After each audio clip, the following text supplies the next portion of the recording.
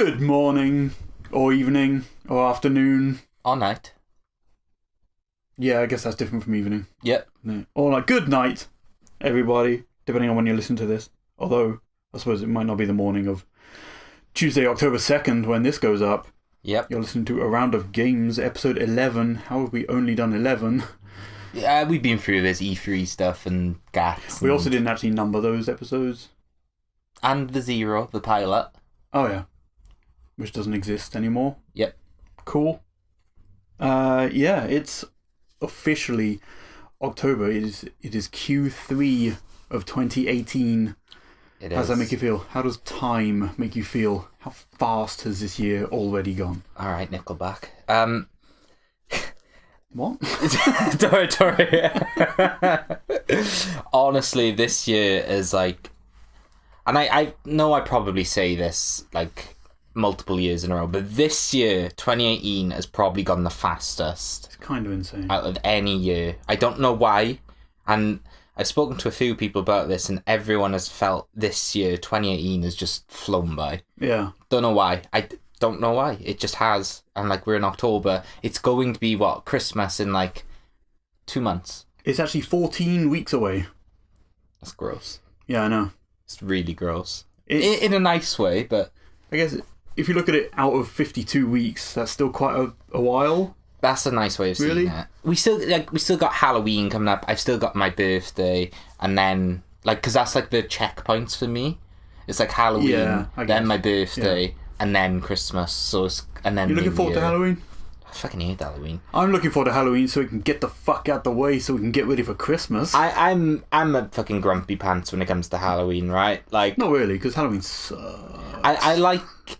I'm not the biggest fan of horror films anyway, so Nah. or horror in general, unless it's horror games. I'm a fan of those. They're... Only when Yeah, played in a alright. group. I was going to say, like... I was going to bring up Resident Evil 7, but...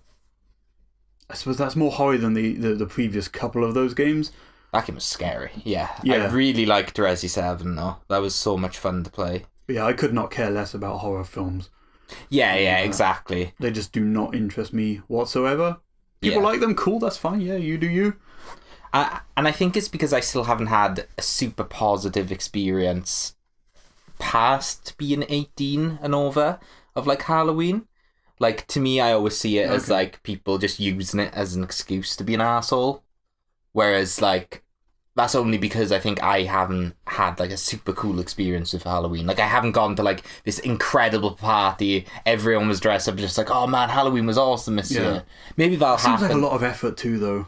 Yeah, maybe that'll happen some year. I Where people are like, oh man, I spent ages on this costume. It's like, cool, yeah. Yeah, like when I was in uni, we did like Halloween stuff, right? Yeah. Of course, like all 3 years, but like it was never like, you know, well thought out. We were all students, broke as shit, so it was just like, oh hey, we're a zombie this year. Let's just like cover ourselves in white, maybe like blood on mouth. Yeah, cool. That's the costume. Let's rip a shit where we paid £1 for in Primark. Cool. Yeah.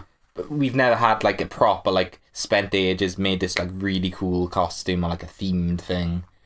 I feel like it's more American though. I feel like Americans do it harder. Yeah, now here it's probably just not that different from a regular night out, I guess. Yeah. And you don't really Yeah, want to spend spend a night out with the people around this place. It's just a fancy dress night out. Yeah, and like Nobody wants that. around the area that we live, there's not many. Like, you do get trick-or-treaters around. Yeah. But I don't know, it feels... It's like 5 people. It's not like the family kind of area here than it would be in, like, say, a cul-de-sac in, like, rural America. Yeah, somewhere. you're totally right. Um, While we're on the topic of Halloween, though, super weird. This, honestly now, first week of August, I think. yeah. Me and Jen actually went to... You know the range where they do like tons of like stationary stuff, they do tons of like bedding stuff. It's just like a all-purpose store. It's a massive... The range. Oh, no. It's just a massive warehouse. There's like tons of stuff in there. It's a huge place, right? Okay. Anyway, they had Halloween stuff up there. They had a massive Halloween section. 1st of August. Wilkinson's have had stuff in their windows for Really? quite a while, yeah. A load of places when I was wandering around town yesterday, and a lot of places have got Christmas stuff up already. Oh my word, really? On the aisle next to the Halloween stuff. Jeez. Like decorations and all that things, like the usual bits and pieces, just to like get you ready for it. Usually they put it up sort of November 1st time, like right after Halloween's gone. But now it seems like I'm okay with it. My mum was at work and she said that the person she was working with there put Christmas songs on. So I'm quite hyped about that. That was a couple of weeks ago. I still feel we need a few weeks maybe before I can proper get into the holiday spirit. Yeah. But we were trying to think of what like Halloween songs there are. Like you have Christmas songs, obviously. Monster Mash. But yeah, are there any like festive Halloween songs that you hear on the radio or anything because of it? Thriller, Time Warp, I guess, kind of counts. Yeah. I'm calling that from like Rocky Horror or whatever. Yeah. The Monster Mash or Monster Bash. That's not really something you hear on the radio. On the radio, though, is it? I'm pretty sure we had a lot of. Yeah, I think last year Thriller was played a lot on the radio. Yeah, Thriller's like the every few songs. But yeah, kind of. Other than that, like I don't know. And again, you wouldn't want to be like sitting, like 11 p.m. in the car on your own driving down the motorway at night. It's completely dead, and then some really creepy, scary song comes on. But then again, maybe some people would. People like dig horror, like people's lives are horror. Imagine getting like a horror podcast or something and listening to that on like a dark road somewhere where it's like misty, and imagine how spooky that would be. Jen was telling me the other day that when she was like younger, she remembers her family had the original War of the Worlds. Oh yeah. It was like an audio tape of it. Yeah. So it wasn't visual, it was just audio. And they actually like shut the curtains and everything, they listened to that. That's pretty cool. And she said that was really cool because it was like super atmospheric and stuff. Yeah. She can't remember it, but she remembers doing it, remembers like feeling like really good. Yeah. Well, that was the thing when they had it on the actual radio in like the 60s or whenever it was, maybe before then. And then people actually took it as if the people were getting... Yeah. Was that War of the Worlds? Yeah. They took it as like a news broadcast kind of thing and thought they were getting invaded. That's really funny. Crazy. Yeah. Looks outside. I don't see anything, but the radio said so. Yeah. Take cover. Get in the bunker. Oh, God. It's weird how, like, if we got invaded, I mean, at least it'd be something interesting, I guess. But, I mean, like, we got nowhere to hide. We haven't got, like, bunkers or anything around here, have we? Maybe the government are hiding them from us. Maybe you reckon there are like fallout shelters around here somewhere that we don't know about? In Carmarthen. Yeah, that's true. Yeah. We are a fallout shelter. They come to us. Yeah, they come to us and then like put a dome over us. Like the Simpsons movie. The whole plot of it. Was that in the movie? Yeah, but it wasn't an episode. Yeah, but it was more like there was just this giant dome placed over Springfield. I can't remember if it was like to do with terrorism or like invasion. Yeah. All I remember from that movie is Homer sinking into sand, flipping people off. Yeah, and like the very intricately placed objects when Bart is skateboarding naked. Yeah, and then right at the end, it actually. Yep. Yeah, that was weird. Film is weird, super weird. Yeah. They actually made a film from The Simpsons. Also, I'm surprised there's only been one. Yeah. Yeah. No Futurama film. Simpsons is still going on as well, isn't it? Yeah, I watched like their recent stuff. That's cool. I skipped a bunch in sort of like the earlier parts there, but the past few years I've been watching it. I'm sort of behind. It'll pick up again very soon. But yeah, I've been watching it. There's been some really good episodes on there. Oh, that's great. I've really wanted to watch it. Like, I do miss Futurama though. Yeah, Futurama's great. And I haven't watched any more of that new Matt Groening Netflix show. Same, I haven't started. I've heard mixed things on it, but I do want to check it out. I think it's a short season as well. Yeah. Enchanted, is it? That's Enchantment. Something like that. I want to watch that. I want to check fantasy stuff. Oh, what is it? The Dragon something? There's a new series a lot of people are hyped about. Dragon Prince? Thank you. Yeah, that as well. Those two things I really want to watch. But yeah. It's on Netflix. We got Netflix. Yep. You see, The Good Place has started up again. I have. Have you watched any of that yet? All of season 1. Yeah. I'm like some way through season 2. Oh, okay. So you saw... Oh, man. What a cool... Oh, maybe I haven't seen season 1. You're talking about a big revelation, and I think you were just about to say something. I was going to say what a cool twist that was at the end. I can't... Okay, I haven't seen season 1. Okay. I thought I did. Maybe you did start it? Yeah, I definitely started. I got a good few episodes in. There was a change at the end of season 1, which is like the setup for season 2. Okay. And I feel like you would know. Right. Yeah. That's why I like jumped in just in case you said. Yeah. I wasn't going to say what it was just in case, but yeah. You should watch those. And it's really cool that they're on Netflix. Yeah. They're like new episodes every Friday. Everything's on Netflix. So it's like a Netflix show, I think. I think it's actually Netflix. Yeah. But like they're releasing it weekly as opposed to just all in one go like they usually do. I watch Suits on Netflix, and like they do the same thing. It's like every Thursday. Is that a Netflix show? Yeah, now it weren't before, but now it is. Right, okay. They must have got the rights to it. Although there weren't a new episode this week. I don't know if it's mid-season or if it was end season. Didn't feel like an end season, the last episode.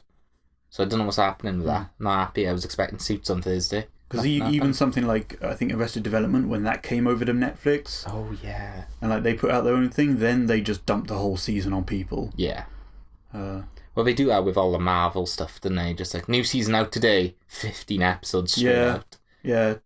Daredevil season 3 starts in a couple of weeks. Yes. Or what? November? Is that November? No, it's end of October. End of October. I think. Yeah, because Iron Fist hit not that long ago. Yep. Season 2 of that. I'm glad they made a season 2. Same. But I am still quite surprised, considering like the reception of it. And the second one seems like more of that as well. So I'm not sure what they would do going forward.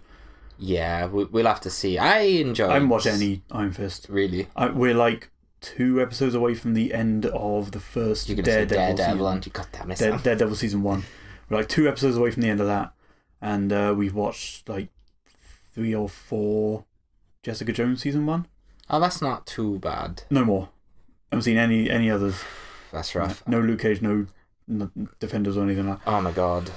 I've seen both Daredevils, Luke Cage season 1, Iron Fist season 1, Jessica Jones season 1, and the Defender. I might have said the Defenders. I'm losing my mind.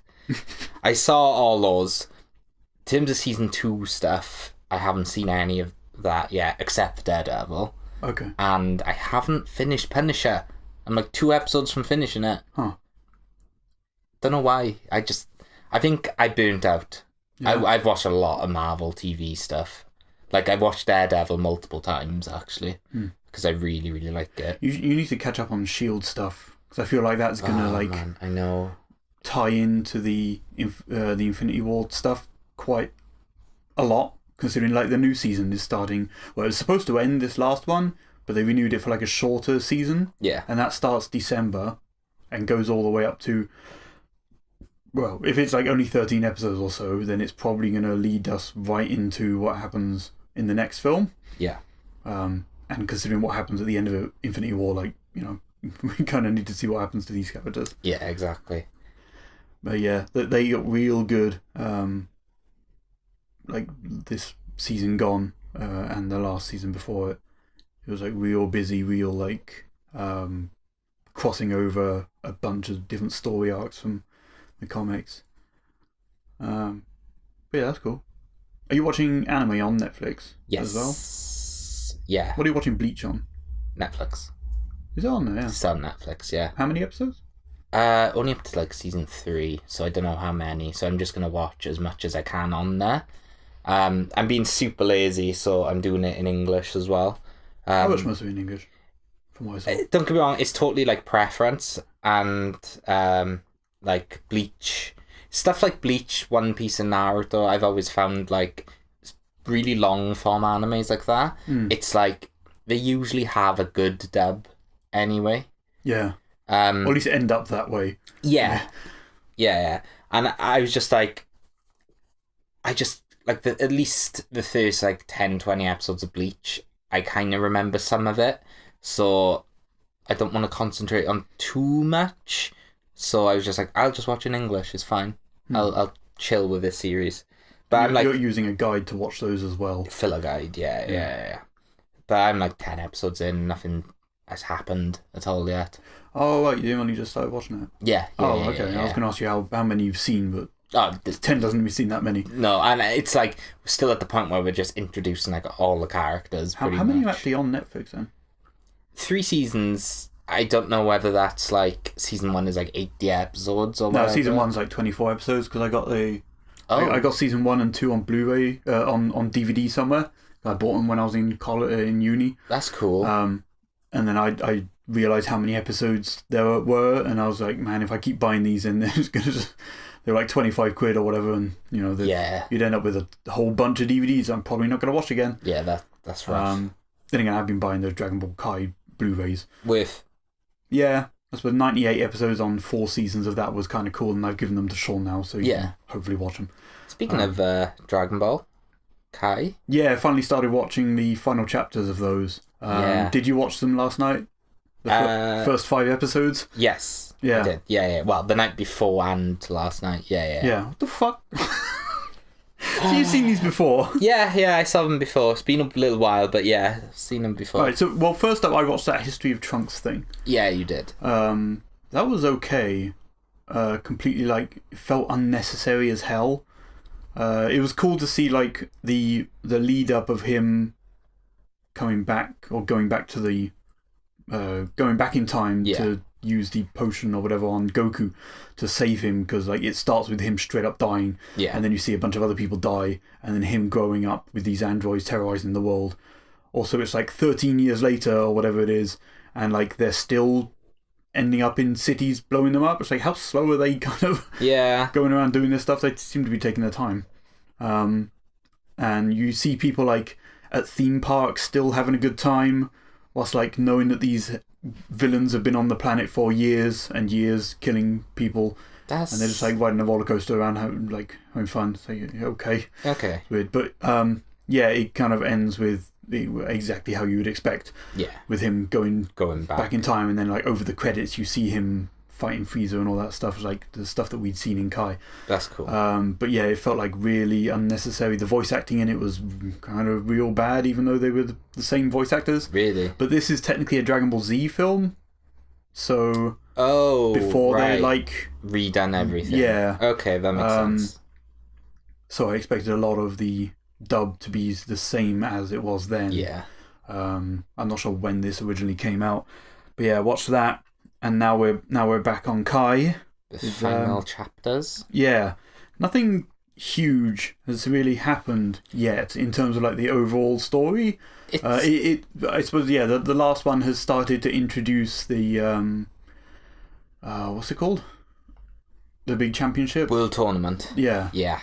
Which is what the original Dragon Ball Z anime, like a lot of that was based around, wasn't it? Yeah. So yeah, we're going to see a new one of those. I knew that was coming, because that's where a lot of the like when I've seen images of Boo or whatever other characters are in this, they always seem to be in that tournament setting. Right. Okay. But yeah, we're not there yet. We're like just been introduced to that concept, and people are training at the moment. But yeah, a lot of stuff happens. So Goku's dead at the minute. Yeah.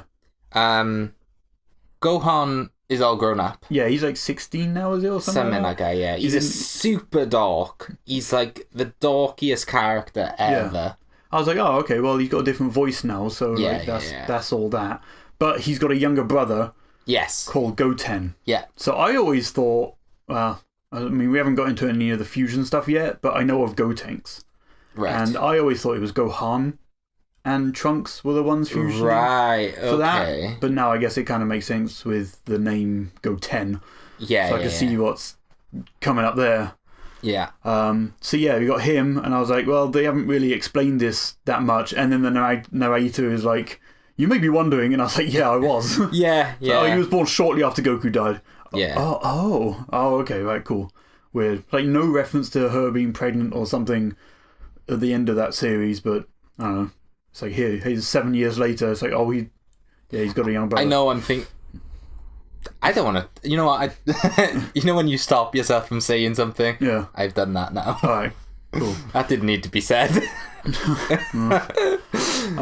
But yeah, so everyone's kind of training to be in this tournament. Krillin showed up with his android wife. Yes. They have a kid. Yes. Maron? I don't know how that works. I can't remember if they said. Well, I don't know what android anatomy is. She's an android, but it's like an engineered human still, though. Okay. So she's still a human, but she's also an android. I suppose she's an android, not a cyborg. No, wait. No, cyborg would be mostly human. Cyborg is robot bits. Yeah, but I'm pretty sure androids are just robots that look like humans, though, right? Maybe the terminology is right. Yeah, because maybe I always thought a cyborg was like a human that I thought it was the terms were to do with like how they visually look. So I thought android meant it's a robot that looks fully human. Oh yeah. Innit? We'll have to look at in those. Nier, you're an android and you're just a robot that looks like a human. Yeah. You know? Maybe they just call them androids. Maybe we just won't question that. Maybe she's got lady bits and we just like... Maybe they adopted. Sorry, Maron. I don't think so. She doesn't have a nose, so she must be related to Krillin. Yeah. Also, Krillin with hair. Yeah. So I thought he was naturally bald, but Gohan straight up says like, oh, he stopped shaving his hair. Yeah. Or shaving his head. And yeah, I hope that he shaves it again because he looks kind of strange with hair. It's so good. You meet Videl. Yes, Videl seems cool. Yeah, Satan's daughter.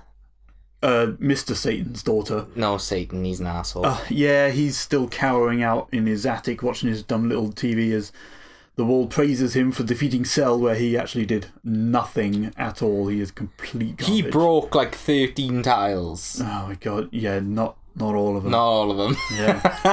That one. And he was like being all macho, but he could see that his hand was in a lot of pain. So good. What a dick. But yeah. Yeah, she seems really cool. And where we left it, so episode 5, is like Goku is like communicating with them. Episode 103. Yeah. Yeah. That came out of nowhere as well. Because at the time, Gohan is just with Bulma, just like, yo, I need a better suit. And stuff. After asking a bunch of people if they just want to be in this tournament, because it's more of a chance to win this, like, 10 million zenny. Yeah. Like, even if he comes second, or if, like, multiple people come first, second, third, they're just going to have, like, a big pool of money. So he goes and asks Piccolo and Dende, who's a little bit more grown up as well. And just like if they want to be part of this tournament, and Vegeta seems to want to do it as well. Of course he does. He just wants to fight. And after finding out how fast Goten can throw rocks, he wants to be part of it as well. And then he hears a voice inside his head of Goku. It's like, yo, sign me up. Yeah. Like, what? Dad, aren't you dead? Yeah. It's like, oh yeah, but if I ask this old lady witch person nicely, she'll grant me a day pass to Earth. Yeah. So apparently that's a thing, and he hasn't thought of doing that in like 7 years. But whatever, he's been busy. I guess. King Kai's there still being a walkie-talkie. He's not a good father. He chose to have a day to enter a tournament than a day to see his own son. Yeah. Yeah, so... He could have been there for the birth of Goten. Yeah. But he chose to go for the tournament. Maybe he didn't know that witch at that time. Like... Yeah, sure. I'd never seen her before, but... Plot holes, sure. Yeah. Goku... All this is doing is saying Goku is a terrible, terrible father. Yeah. Amazing human being. But we knew that throughout the whole series. Yeah. One last thing I want to touch on is Goten can go Super Saiyan. Pretty easily, actually. But can't fly. He's like, oh, I want to do that thing that you do with your hair. It looks cool. And he's like, pop! It's like, oh, what? It took us ages to do that. And Goten's like, I don't know. Yeah, Goten was just like, it just happened. Mum cried the first time I did it. Called me a delinquent. Yeah, it's like, oh, wow, cool. Like, blonde hair. It's like all ready to fight. Yeah, that was cool. But you can't fly, which is really funny. Yeah, so Gohan's going to teach him how to fly, as well as Videl. Yes. So she doesn't have to use her ship. As if that's just a thing you can teach someone. Like, well, it seems like not many of those humans can actually do it, but you can learn. Well, yeah, because like as much as like Goku's like a Saiyan and stuff, you do have like all the others like Yamcha, Krillin, who are just humans. and they kind of like learned to fly. So checks out. I think, have we seen Yamcha yet outside of that intro? No, he's probably still curled up in the ball dead somewhere. Yeah. But yeah, so everyone's currently training, and Videl and Chi-Chi were arguing because she thought she was going to try and steal Gohan from her. I love Chi-Chi's reaction though. She's always just been like, you've got, to Gohan, you've got to like study and be like super successful. And he just like out of this school to get some money. Yeah, she's just like, I don't give a crap. You're entering this tournament. We can have 15 mil. Yeah. God damn it. But it's a slow start, I think. But another like 10 to 15 episodes, which I know sounds like a lot, but very easy to like fly through. Yeah. How much more is this great Saiyaman plotline gonna go on for? Like, do we keep seeing Gohan trying to be a superhero with his weird dumbass suit and then his like voice that he does? Is there much more of this? Kind of, but it's not like in the first few episodes where it was just like he was trying to be the superhero hiding his disguise, but he was terrible at it. Yeah, because Videl found out like instantly, which is he's terrible. He's such an idiot. He literally said his own name out loud to the thingies. Yeah, he's kind of dumb. But that kind of is finished. Now it's just more preparing for the tournament. And cool. Yeah, because really, like, not a lot of stuff happened other than him doing superhero type stuff whilst trying to keep his secret identity from people. Without spoiling, I think within the next 5 to 10 episodes, one of my favourite Vegeta parts is coming up. Okay. Not the favourite, because I love Vegeta. He's my favourite character by far, but one of my favourite Vegeta things happens. Okay. Yeah, it was pretty great when he first showed up. He's like, because he's sparring with Trunks, and Gohan goes to find Trunks, and then Vegeta just kind of like comes out that door and just stares at him. He's like, what? He's always so angry. Yeah. Really doesn't give a shit. Yep. And he just sort of shows up when Gohan's trying to get people to join this tournament. Yeah, like, motherfucker, he was just this too. Yeah, he was just saying, just like, I'll enter. Yeah, if it means fighting you. He just really wants to fight people. He just wants to fight Goku again. Yeah. He really wants to. Yeah. There's going to be some real cool fighting stuff during those... there's a lot. So... just to talk about it a tiny bit about this saga, which is just called the Boo Saga, even though it's like the final chapters. It's the final chapters of Kai, but yeah. Yeah. So this is... None of them officially have the saga names. There's like 70 episodes. No, they don't. They're just series. It's not that many, is it? It might be. I thought it was like 40 something.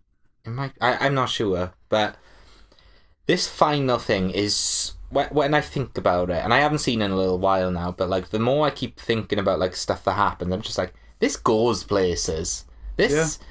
Yeah, like I know it's a slow start, but you know how like in the Cell Saga, you know how it's kind of like it starts off with just like Frieza, yeah?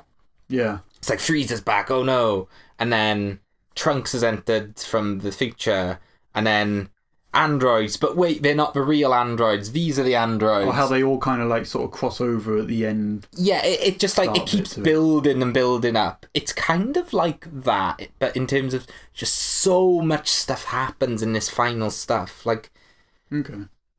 Oh god damn it! I'm really looking forward for you seeing it, especially there's like certain moments that like god damn it, because this series I think has a lot of flack. This final chapters. Oh, okay. A lot of people do say, "Oh, this should have ended a Cell."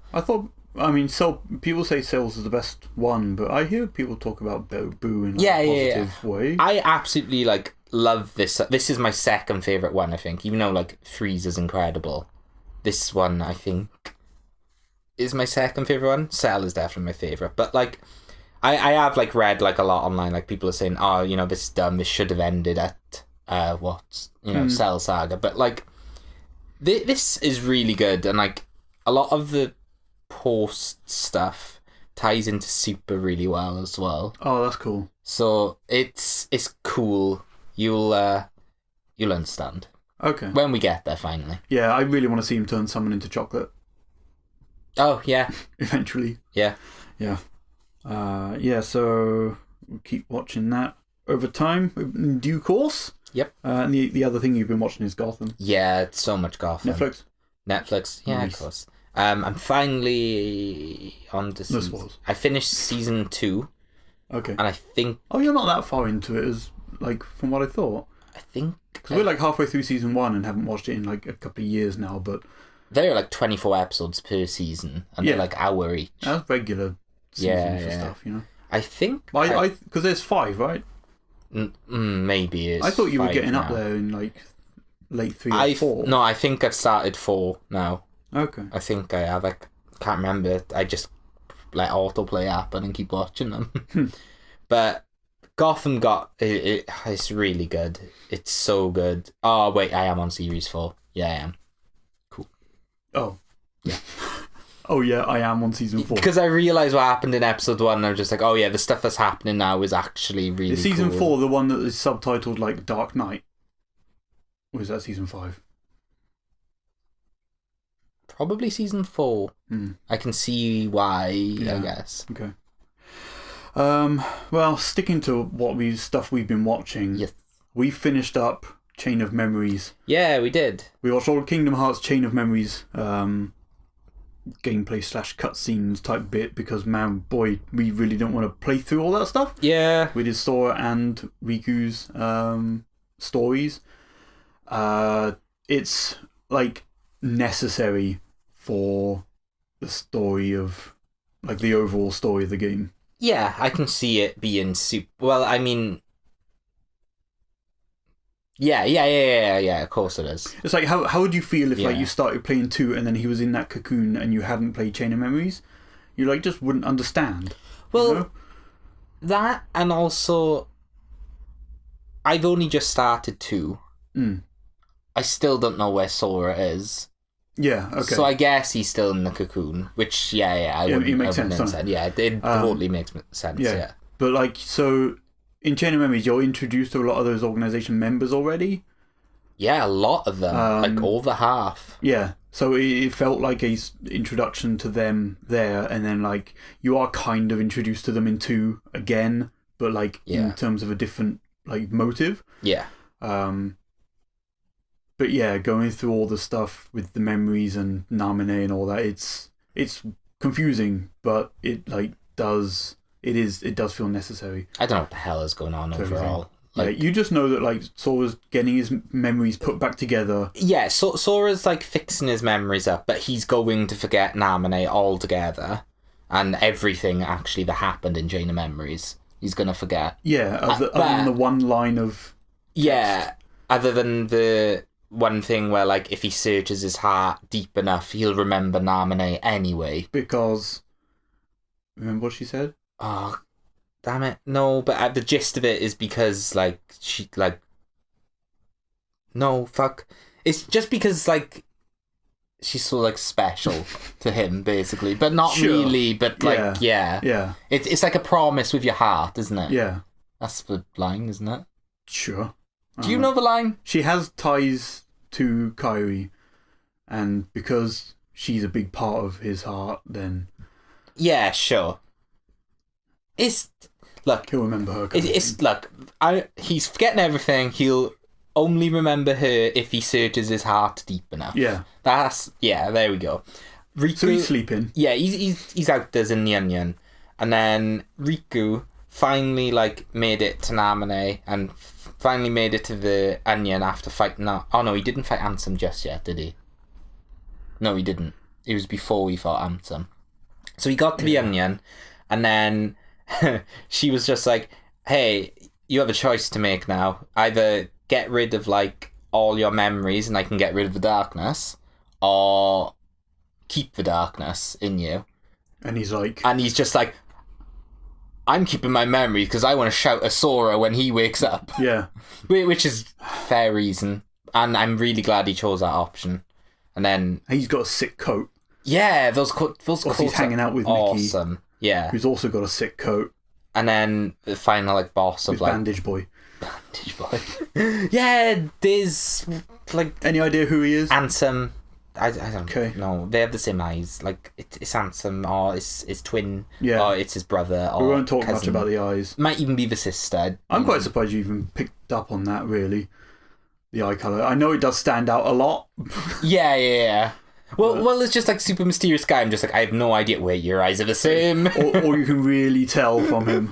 Yeah. Yeah. But and then Riku and Mickey thought, well, just Riku technically did it alone. Fought Ansem, beat him, but then he still can feel him around. Still feels his presence. Yeah. So Merry Christmas. Yeah. So he's still gonna try and fight them off, but then it just ends with Riku and Mickey kind of taking the middle path, not the path of light, not the path of darkness. Yeah. Which is technically the Twilight path, I guess you could call it. So where do you think he's going to end up? But in Twilight Town. I guess so. Hopefully, yeah. That's a guess in the wild there. But it did kind of show him struggling while he was walking, and Mickey seemed concerned. So Ansem seems to be tugging at his heartstrings a little bit. Yeah, he's trying his best to hold back the darkness. Yeah. But I've played like 5 minutes of Kingdom Hearts 2, and I've no idea. 45 to 50. Yeah, it was. Yeah.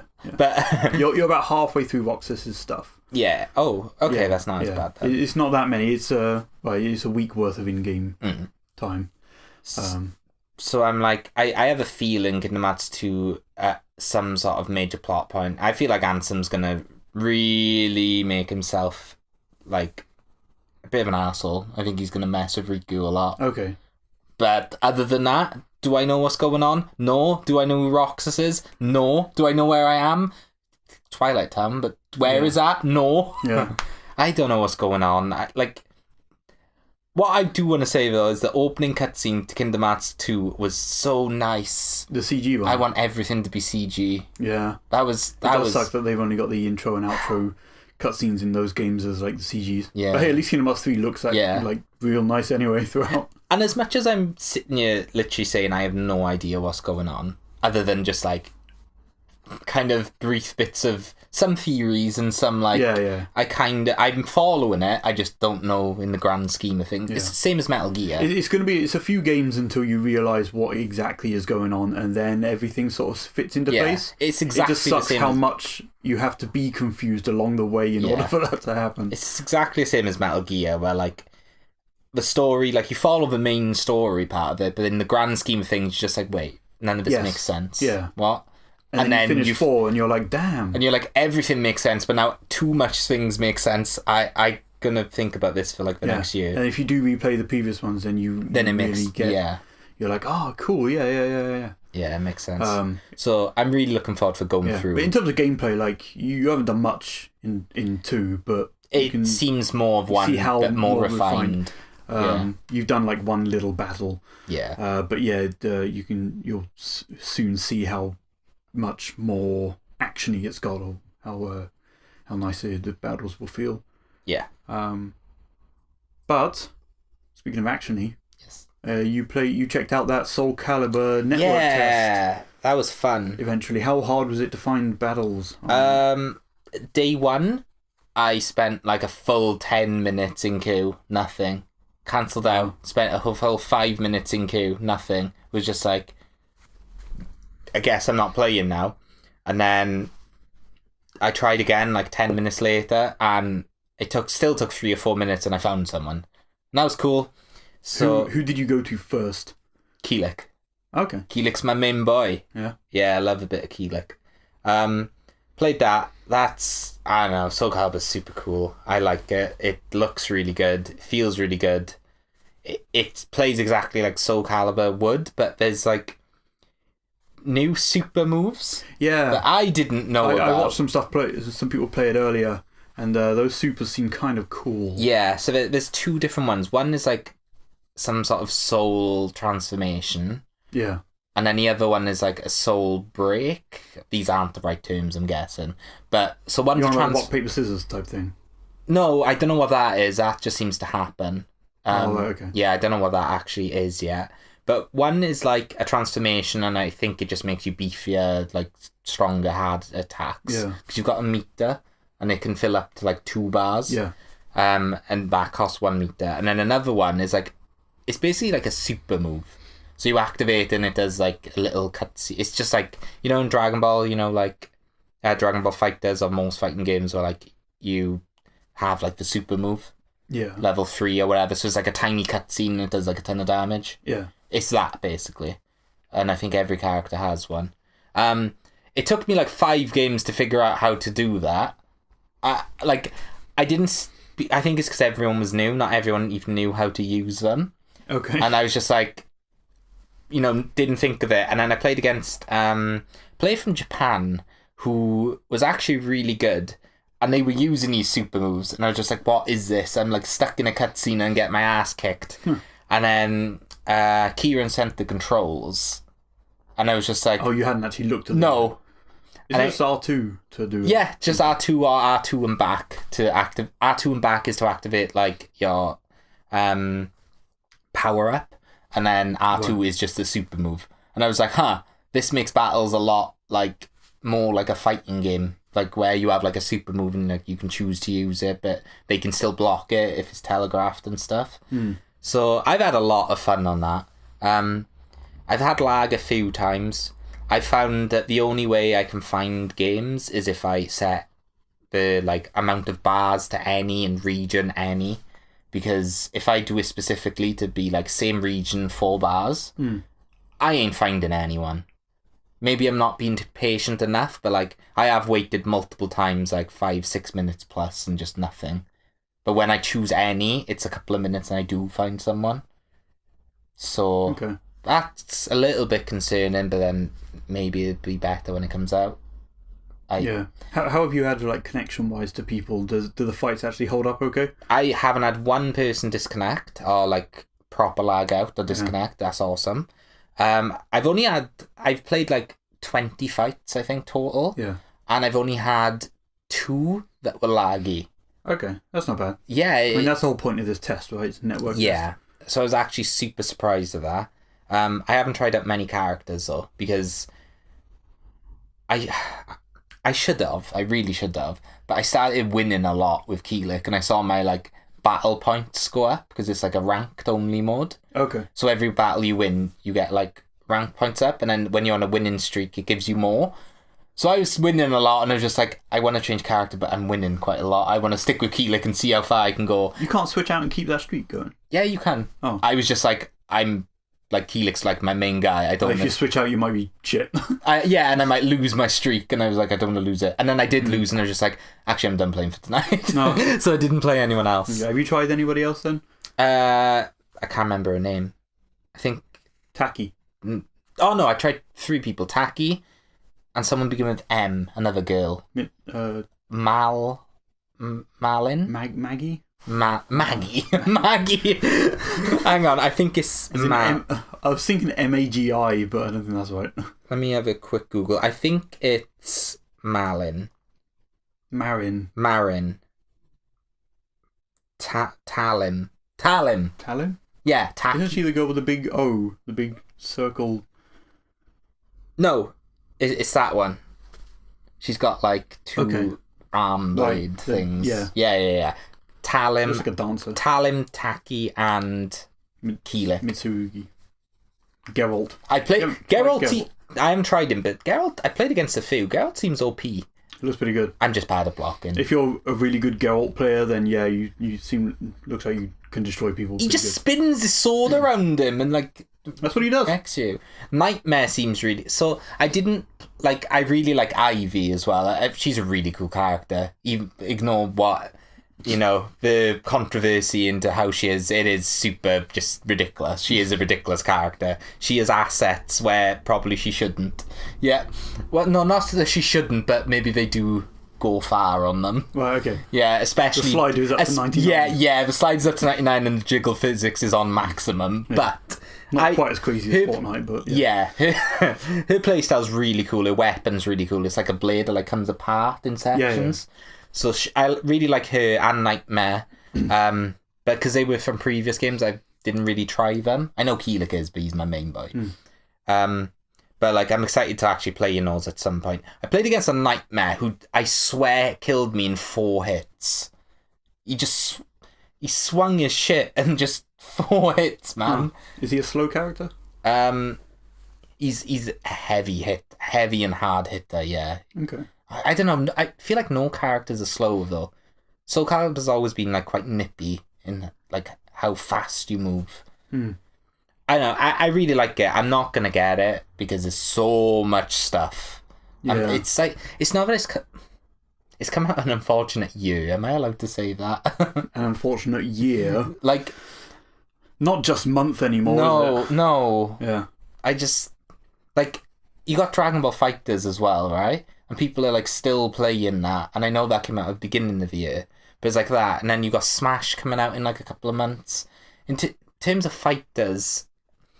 What other fighting games have come out this year? Then Dissidia kind of counts, but whatever. Yeah, Dissidia, Naruto to Boruto Shinobi Strikers coming out. I don't know if that's like super on the radar, but SNK Heroines. Oh yeah, that other what was the one with the Ruby characters and the Persona characters? Oh, BlazBlue. The tag battle one. Yeah, BlazBlue tag battle. That came out as well. Yeah. So like you don't often have like a bunch of fighting games come out. No. But at least this one seems like a really good one of those. Yeah, this seems really good. And I'm not saying I won't get it because I don't want to. Like, if I had infinite funds, yeah, sure, I'd probably buy it and play like now and then. But it seems like a game you would put in the other folder because you will jump into some fights every now and then, you know? Exactly. Even though there is like a proper cool looking story mode to this game. Oh, yeah, and character creator and stuff. Yeah. Yeah. But it is like one of those ones like Dragon Ball where you'll like go in and play a few rounds. Yeah, you're not going to be playing it all day. Yeah. Kind of thing. Yeah. What about you anyway? That's cool. So I checked out more of that Valkyria Chronicles 4 demo. Yes. The game is out now. It came out last week. I haven't got it yet because I did boot up Valkyria Chronicles 1 on PS4, the remaster, which I hadn't played in quite a while, and I'm quite early on. So on PS3 I had gotten further than I am now. But I thought, like, man, there is still so much of this game for me here that I don't want to go out and buy the 4th one or the 3rd one, whatever technically. Because I've got this game here now and there's still loads of stuff. I know they're not like connected story-wise, really, as far as I'm aware. But there's still like a lot of games. But yeah, it's similar enough to the first game to make me want to play more of this game before forking out £45 on a new updated version. Even though the changes they have made to 4 seem actually really good. Like introducing a bunch of new sort of units. Like the mortar units seem pretty useful. And it's nice to have those like different kinds of scenarios to go through in the campaign. But yeah, I don't know, there's still so much of the first game that I haven't seen that I want to like stick to that.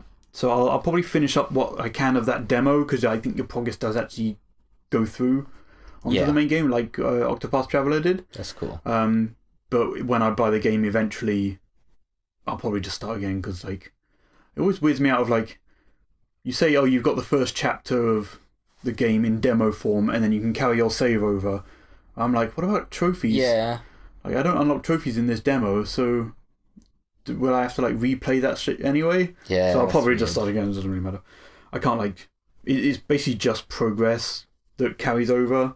Like you can't. Well, it doesn't seem like you can level up your units or do anything stuff like that in the demo. Okay. So it doesn't really matter. You just skip cutscenes and rush those chapters. It should be fine. And then like a little bit more Octopath Traveler. Sort of been chipping away at that. That's a really good podcast game if I'm not focusing on story stuff. Yeah. Just kind of wandering around some dungeons. The dungeons don't seem that big in that game, which is nice, but because there is like a lot of them. Okay, that's cool. And variety in how they look and what enemies they hold makes up for the sort of length of each one. Yeah. I haven't come across any like optional bosses or any like super tough areas yet. Basically, like if my guys are averaging around level 30 and I come into an area that's like, hey, you should be like 45 to 50 And I'm like, nope. And I just turn around and go, I hope I don't get attacked on the way out. But yeah, I've been going through that. I really need to play more of it. I know it's like quite a long game. Yeah. But I do need to make progress on it. On the other hand, some stuff came out earlier last month. Yeah. I suppose about I booked a week off work to play through Spider-Man. And man, that is a really cool game. Yep, I have yet to hear one bad thing about it. I was just trying to think of something bad about it, but I can't. It's cool. It's a lot more technical than I thought it would be, like compared to like the Batman Arkham stuff. It's you rely a lot on the gadgets, which I like. Cool. But you are. It's weird. It's like you played the Batman. Wait, did I play through Arkham? Yeah, but I have played it. Okay. It's that, but much less wailing on dudes and much more dodging and being methodical about what you're doing. That's cool. In order to take guys down, you seem to be attacked a lot more, or by a lot more people than you are in Batman. So like getting out of the way and like remembering how you need to take down each person is it seems to be quite a big thing during the larger battles. If it's just like sort of a group of 4 people, you can generally just smash square and take them out. But yeah, so that's but it's cool. I got a platinum trophy on it. Yeah. I did it on the middle difficulty, I think. Turns out you don't have to get gold on each of those challenge missions. You don't. You just have to do them. You just have to get, I think, at least silver on each one. Silver is really easy to get on those missions. You get a trophy for. So there's like 4 different kinds. You get a trophy for doing one of them once, and then like once you finish all of them, you fight a boss, and then you get another trophy. But it turns out you only have to do silver, which is apparently really easy to get. Cool. But I didn't settle for that. I had to get gold in each one. So that was like the bit that was quite frustrating, where I was like, man, I really don't want to have to do this again. Did you think you had to get gold? Yeah, kind of. It just didn't seem right. Okay, like, that's fair. Leaving it there, not having, not like feeling like it's complete. But like in order to get 100%, you don't have to. I think it's just like you need to do them. Right.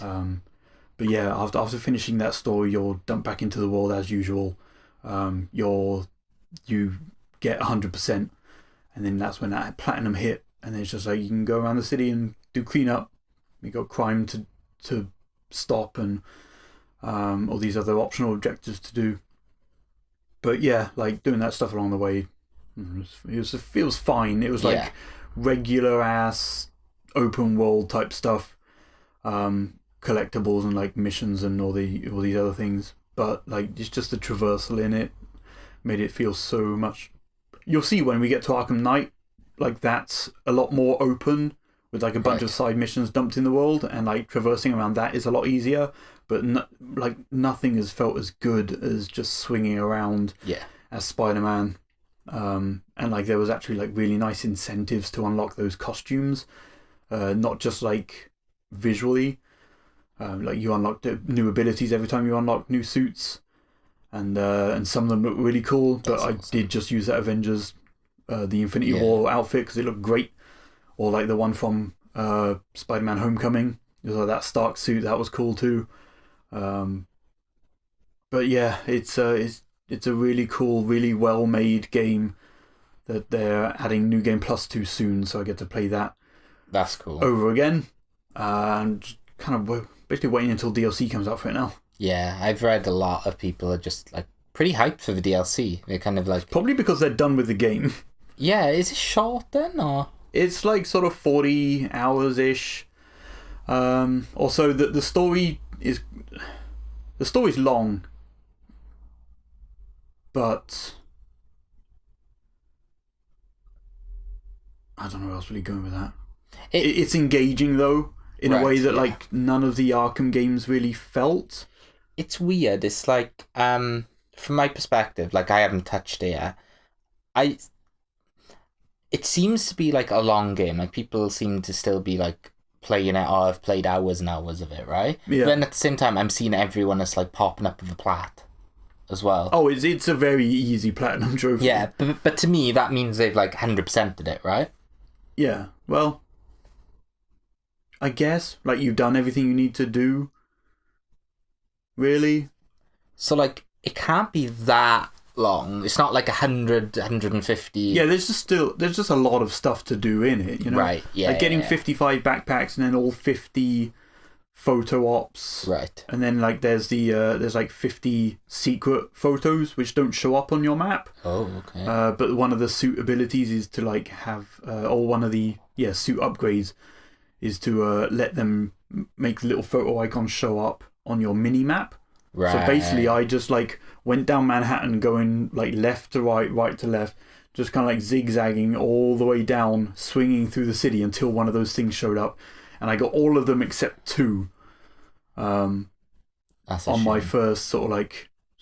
Did you have to use a guide for the last 2? Well, I was looking at, like, what districts... I basically got up a list of, like, everything. And they were both right next to each other. And thankfully, like, one of them was one I needed a trophy for, like a different trophy for. Oh, okay, that's cool. For examining instead of taking a photo of it, so I probably would have got there anyway. Yeah. But it was sort of like out of the way in an area that you never really go to proper. But yeah, it pays attention to that universe in a way that like you can tell those devs really like Spider-Man. Yeah. And really like the Spider-Man universe. Much like Rocksteady do with Batman. Like, there are nods and references to a lot of stuff in, like, the much larger Marvel universe. Like, people that you're not going to see a crossover with, like, a bunch of the main, like, outside of Spider-Man stuff. Yeah. Like Daredevil or any of the Avengers or anything like that. Despite Avengers Tower being in there, I really would have loved to have somebody show up. It would have been cool. I was like, oh, right up until the end of that story, I was like, man, things are really bad in this city. You would think that, like, Iron Man or someone would show up and try and set things right. Not like everybody seems to have to rely on Spider-Man, and, like, there are no other heroes in this city doing stuff. Yeah. It had that kind of problem, which I kind of feel like happens in a lot of these medias. It happens even in the films, to be honest. Yeah. It's like, man, bad things are really, like, really bad things are happening in this. Like, why is this person not helping? Yeah. Like, surely they're around. It happened in Agents of S.H.I.E.L.D., actually. Like, shit is going down, things are really bad. Yeah. Like, where's Iron Man and stuff? Where's any other Avenger? Like... Yeah. Like... Yeah. Hell, I'd settle for Hawkeye. He'd help out. Yeah, no, come on. Yeah, like anyone. Yeah, I think every kind of superhero thing is gonna have like that issue, where like things seem like okay, this is actually like really really bad, especially like for one person to like deal with. Surely like someone else could just come and like because this does involve them. This could be the end of like the world. Because it's that bad, and it's just like, nah, this is just this one hero's job for now, because that's the story. Yeah, especially how much you see things go awry throughout the story. It seems like someone else should have shown up by now, but turns out they didn't. But whatever, I don't know. Everything's alright in the end. Or he dies, you never know. Yeah. Yeah. Spoilers. Yeah. The only other thing I've been checking out which came out the week that I was off is Shadow of the Tomb Raider. Right. Yeah. I'm sort of let's say 70-ish, between 70 and 80% of the way through that now. Story that includes picking everything up. Oh, that's cool. That's cool. Story wise, I'm at the point where if I talk to this guy, it says like you can't fast travel or anything until you finish the campaign. Do you want to go yes or no? Oh. So if I got a yes, it's like a sequence and then credits. So I'm like right at the end. I'm on the last mission. Right. Yeah. And but yeah, now it's time where it's like, oh well, I'm by this campfire, let's fast travel around to the areas I haven't done. And because it's right at the end, you've got like all the upgrades you need to like fast travel, you know. Apart from the one, in terms of like fast traveling, but I meant all the upgrades you need in terms of like being able to like shotgun through this door. And like, pull this thing down or whatever. But there's a couple of places I remember that I couldn't get to before. There was like a locked chest at the very beginning of the game which you needed a pick lock for. Right. Which was the first thing I went back and got. Yeah. That wasn't worth it. They never are. Yeah. It's like a tiny bit of scrap. You're like, yeah, I remember this, but whatever. Yeah. So now it's basically I'm just like going on the map, seeing where I haven't got yet, and then just like fast traveling near it and running up basically. to it. And I'll do that and finish that up, and then finish the main story. I got the version of that which came with the season pass, so hopefully they won't add like a survival mode or whatever shit like they did with Rise. But yeah, they said that they're doing, I think, monthly content things for this, like challenge tombs and whatever else. So I'll hop back into that whenever. The first Spider-Man DLC comes out in October, which I think is the same time as as the Tomb Raider one. So I'll be hopping back into those over time and seeing what changes. I'm not sure how difficult a platinum is on Tomb Raider. As long as there's no multiplayer trophies or like challenge. There isn't any multiplayer ones, no. There doesn't seem to be any like survival-y type things. If there's a difficulty one, then that kind of sucks because that means having to do the game again. But yeah, I don't know. I'll see for that. But yeah, Shadow of the Tomb Raider is. It feels like a much more refined version of Rise, and after just coming off of that, like really, I finished that a couple of days before Shadow, maybe even the day before it came out or unlocked. Going straight into it, I could tell the differences, but it felt much more like another one of those games. That's cool. Which is not a bad thing at all. No. Rise is very good. Yeah. And I've been playing, trying to finish up Assassin's Creed Revelations. Yeah. So this Friday, Assassin's Creed Odyssey comes out, which is a prequel to Origins, which I don't know how you can have a prequel to Origins. And it's like way bigger than Origins was, and it seems like way more does seem huge. Insane time sink than it.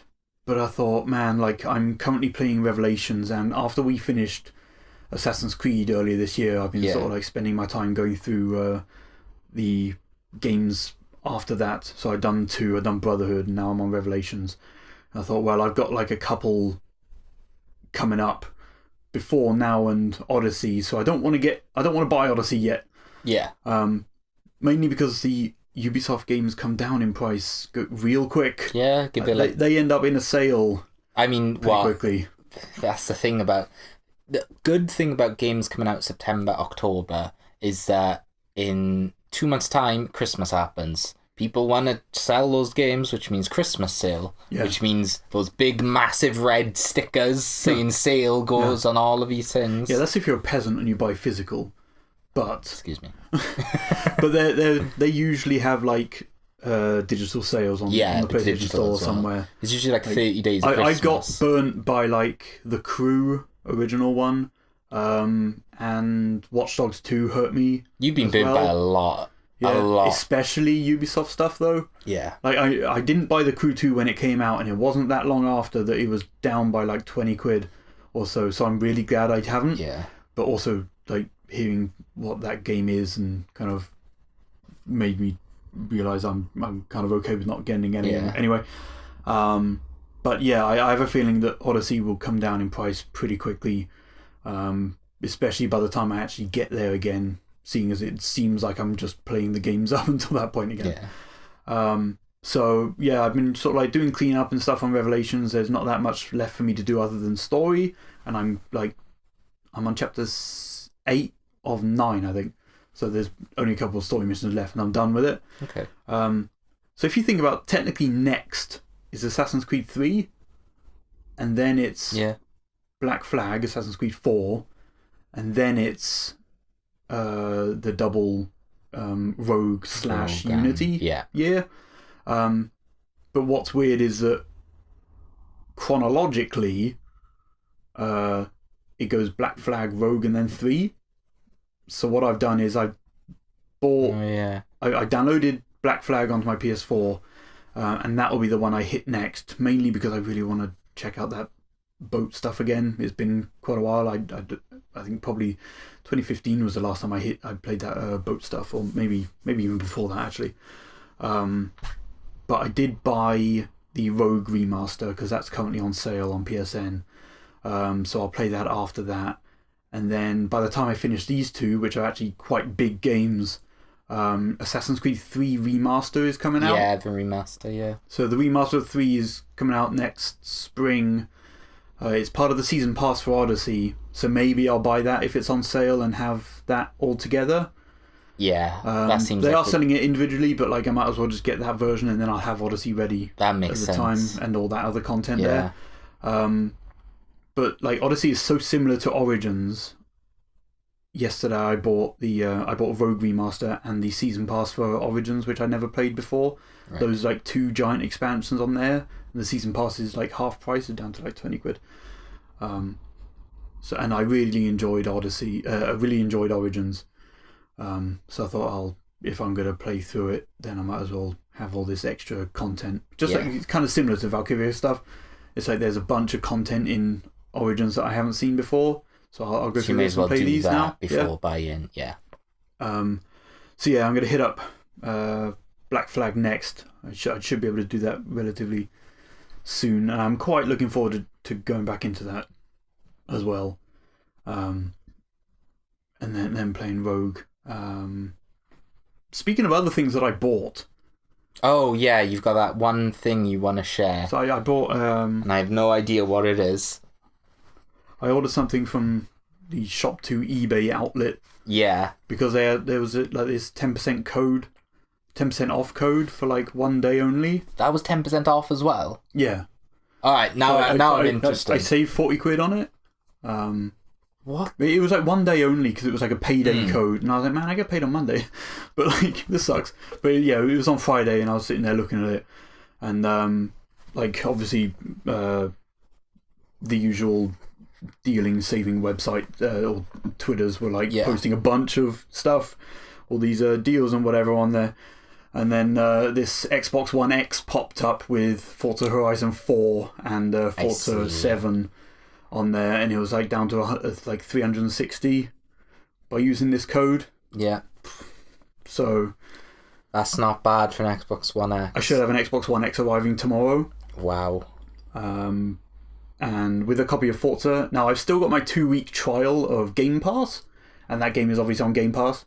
Okay. I could have spent like £5 less and got one with a copy of Shadow of the Tomb Raider, which would have been cool, and then I could just play Forza on Game Pass. Okay, yeah. But now at least I don't have to worry about having to have Game Pass in order to play this game. I've just got a copy of it. The copy, yeah. And then I can still save that until like Crackdown or whatever the next thing is, or whenever something gets added to it that is like worth. I guess I could still technically play Sea of Thieves, but whatever. Yeah. But yeah, I'm looking forward to the amount of 4K games that I can play of like Red Dead Redemption now. Yeah. Or like the 360 games that have had this update with it. I've already got Final Fantasy 15. I've already got The Witcher 3. I've already got like a bunch of these awesome X-enabled games that I bought in preparation for it, but I just having to wait around a year before. Yeah, you just didn't have the console. I've had Witcher and 15 installed on my S for about a year now, because they were on sale when I bought them. Jeez. And I just haven't got around to actually playing them yet. But now that I've... Is this where now you play Witcher again? Maybe. Like, I guess so. But I can New Game Plus it on PS4 and have all my stuff. There's that. Which I would love to do, and like getting the rest of those. Have you got any achievements yet? I haven't played the Xbox version of it. That's an incentive. Yeah. I mean, I'll definitely play 15 on there, because I'm done with that on PS4.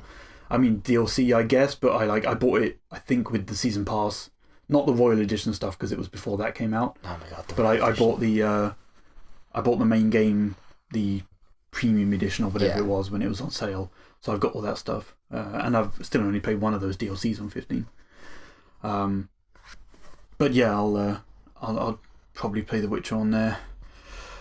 But yeah, so I'll have one of those and I'll be able to check out a bunch of other 4K stuff. That's kind of awesome. You'll have to tell me how PUBG runs.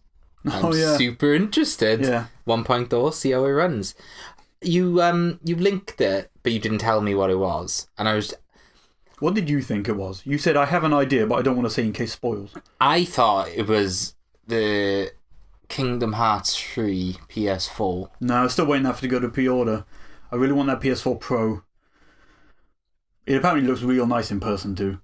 I can imagine. It's like probably amazing. But yeah, that's what I assumed. I was kind of like, it's got to be that. I don't know why I forgot about an Xbox One X. Yeah. Because I thought you'd seen people posting about like the prices and stuff. No, I didn't see it at all. I was just like, all right, that's the Kingdom Hearts 3 4 Pro. What's nice is it has exactly the same like ports on the back of an S than it does an X. That's so cool. I can just hot swap it over, like straight up. That's actually really cool. Yeah, I really want that Kingdom Hearts PS4 because like the new PS4 Pros are way quieter, and like Spider-Man and God of War make mine sound like it's gonna take off. Did you try cleaning in the end yet? So that's the thing. If they don't announce the console for over here, right? I'll be okay as long as cleaning the fan of my Pro works. Yeah. Apparently it's way easier in Pros than it is like OG PS4s. OG PS4s you have to go underneath and like rip it apart. It sounds like on this you once you get the top off, it's straight up there and you can just clean it. Yeah. So I'll give that a go. I was going to do it last night, but I'll do it later and then boot up. I'll boot up Spider-Man because I don't want to touch God of War yet until I finish Tomb Raider. Because otherwise that's just going to end up like Horizon. Yeah. You know, it's like I want to finish that in order for it to be ready for Game of the Year stuff, which I'm going to have to start thinking about real quickly or real soon because that's coming up. I don't know if you want to talk about any Game of the Year plans or anything like that. Have you got any plans? You don't tend to do a top 10 list that much. No. Or anything like that. I don't in particular, mainly because I'm playing catch up for the last 5 years. I guess, games. yeah. That's what I always feel like. So I'm always 5 years behind, it feels like.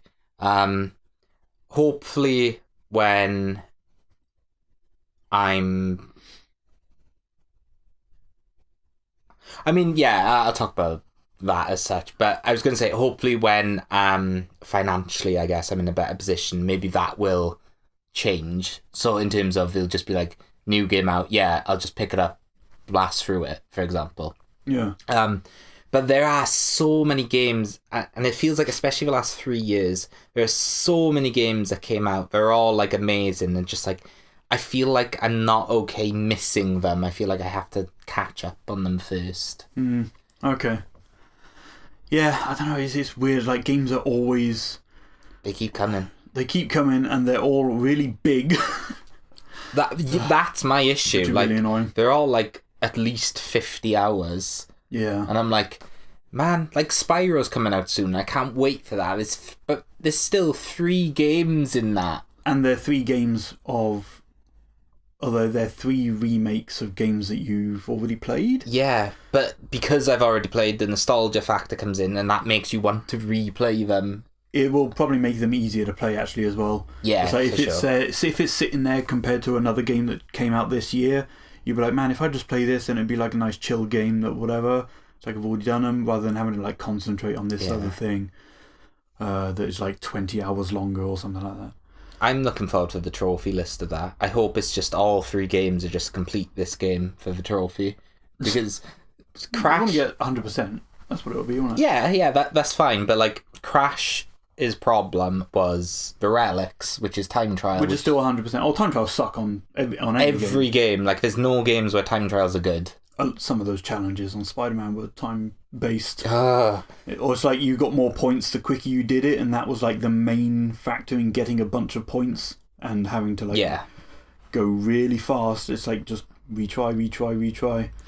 Gotta get this perfect. The reason I don't like time trials isn't because like you have to get good to do it, even though that is part of it. It's because you have to sink time in getting good at that particular level, and you have to do that for every level, and that's why I don't like time trial stuff. Yeah, that sucks. It's like with Crash, I got the Platinum Crash, and that was like pure nostalgia. I spent a lot of time. That was frustrating. I lost my mind playing that, especially some of those late levels. It did drive me crazy. It felt amazing doing it, but at the same time, then I tried Crash 2, and I was just like, I didn't have fun on, like, you know, I had fun playing through it, but there's no way I'm doing time trials for Crash 2. I don't enjoy it as much as like the first one to be able to go through all those levels. Crash 3 is one of my favourite Crashes, one of my favourite games of all time. Not top 5, but one of my favourite games of all time. I don't care about time trials for that game either. I just like the game. I hate time trials. So Spyro better be just 100% completion, no added time trial bullshit. Please. Like, I'm okay with collect all gems. I think that's cool. Yeah. Please. So yeah, like the past, since 2014, I've been doing ever since 2013, I've been doing a Game of the Year list. It's like, here's top 10 games, except for 15, I think it was. I had the top 20 because there was so many damn games that year. Yeah. But yeah, it's been mostly top 10s. But this year I wanted to try something more fun, and I've got like categories for things. Yes. But not like the best action adventure game, best puzzle game, best new character. Well, actually, best new character is one of mine. Yeah. But like, it's not like the generic list of here are categories with like top 3 or 5 people or game in it. I've been trying to think of more interesting ones, and I'll go through them probably at a later date once I start finalising some of the stuff. But I'm quite excited about the things that I've got on there. When is Game of the Year usually? I mean, like I guess December-ish time. When's the awards? With the start of December, it'll be the very end of November. Perfect. I tend to put my list out like sort of January, February time, which I know it seems like it's a little later, but like in order to finish up some of the games, I just wanted to give me that extra bit of time. Otherwise, I wouldn't have finished Nier, because I did that at the start of the year. Or like, I think Horizon and Wolfenstein weren't in my list because I hadn't finished those at the time. I played a bit more Horizon, but I'd finished Wolfenstein after I'd published my list, and then I sort of said if I added it to my list, it would be in this slot. Wolfenstein 2 is really good. You just reminded me about those two games, Wolfenstein 2 and Horizon. Yeah. Those are two games that I have to get back to. Man, Wolfenstein. I enjoyed Wolfenstein 1, and I've only played like the first couple of levels. 2 is really good. It's so long. Is it? Yeah. It's not that it puts me off at all, it's just it worries me. When I know a game is super long, because going in, I'm just like, this is going to be a time sink. This isn't like a few sessions. This might be quite a thing. Something I might do, I this is just off the top of my head right now, but you know, in terms of Game of the Year, I might set aside like a week in November, and I might do like a 2018 boot camp, where I'm just going to try and like, you know, the biggest games of like this year. Yeah. If I have a way to like get hold of them, whether it might like be like from my brother's digital store or something, basically, or something, I might try and like spend a week and power through as many as I can. You just got to make sure you don't get burnt out then, though, isn't it? That is an issue, yeah. Especially like I played Spider-Man for like 3 days straight. Yeah. And like that was cool. And then when Tomb Raider came out, I played that for like, I played that the entirety of the day it came out. I had it early on the Wednesday. Yeah. And then I did that, half of that on Thursday, and then half the rest of Spider-Man on it. And like by that time I had done like 50% of the game.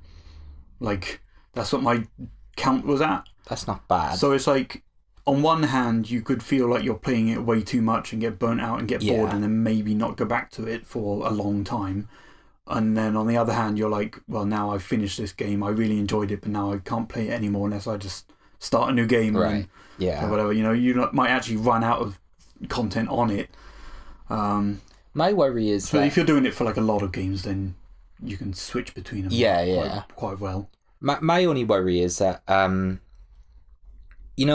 I don't like... Actually, this will be an interesting 2-minute talk. I don't know how your perspective was of like playing Spider-Man and Tomb Raider, a lot of those games around the same time, because they are completely different games, but they have very similar aspects in terms of massive open world or massive hub, tons of side and cleanup to do and story. They are similar in like kind of tasks that you've got to do. It's like big world, do little side quests, like see the numbers go up. It's like that little grind type thing.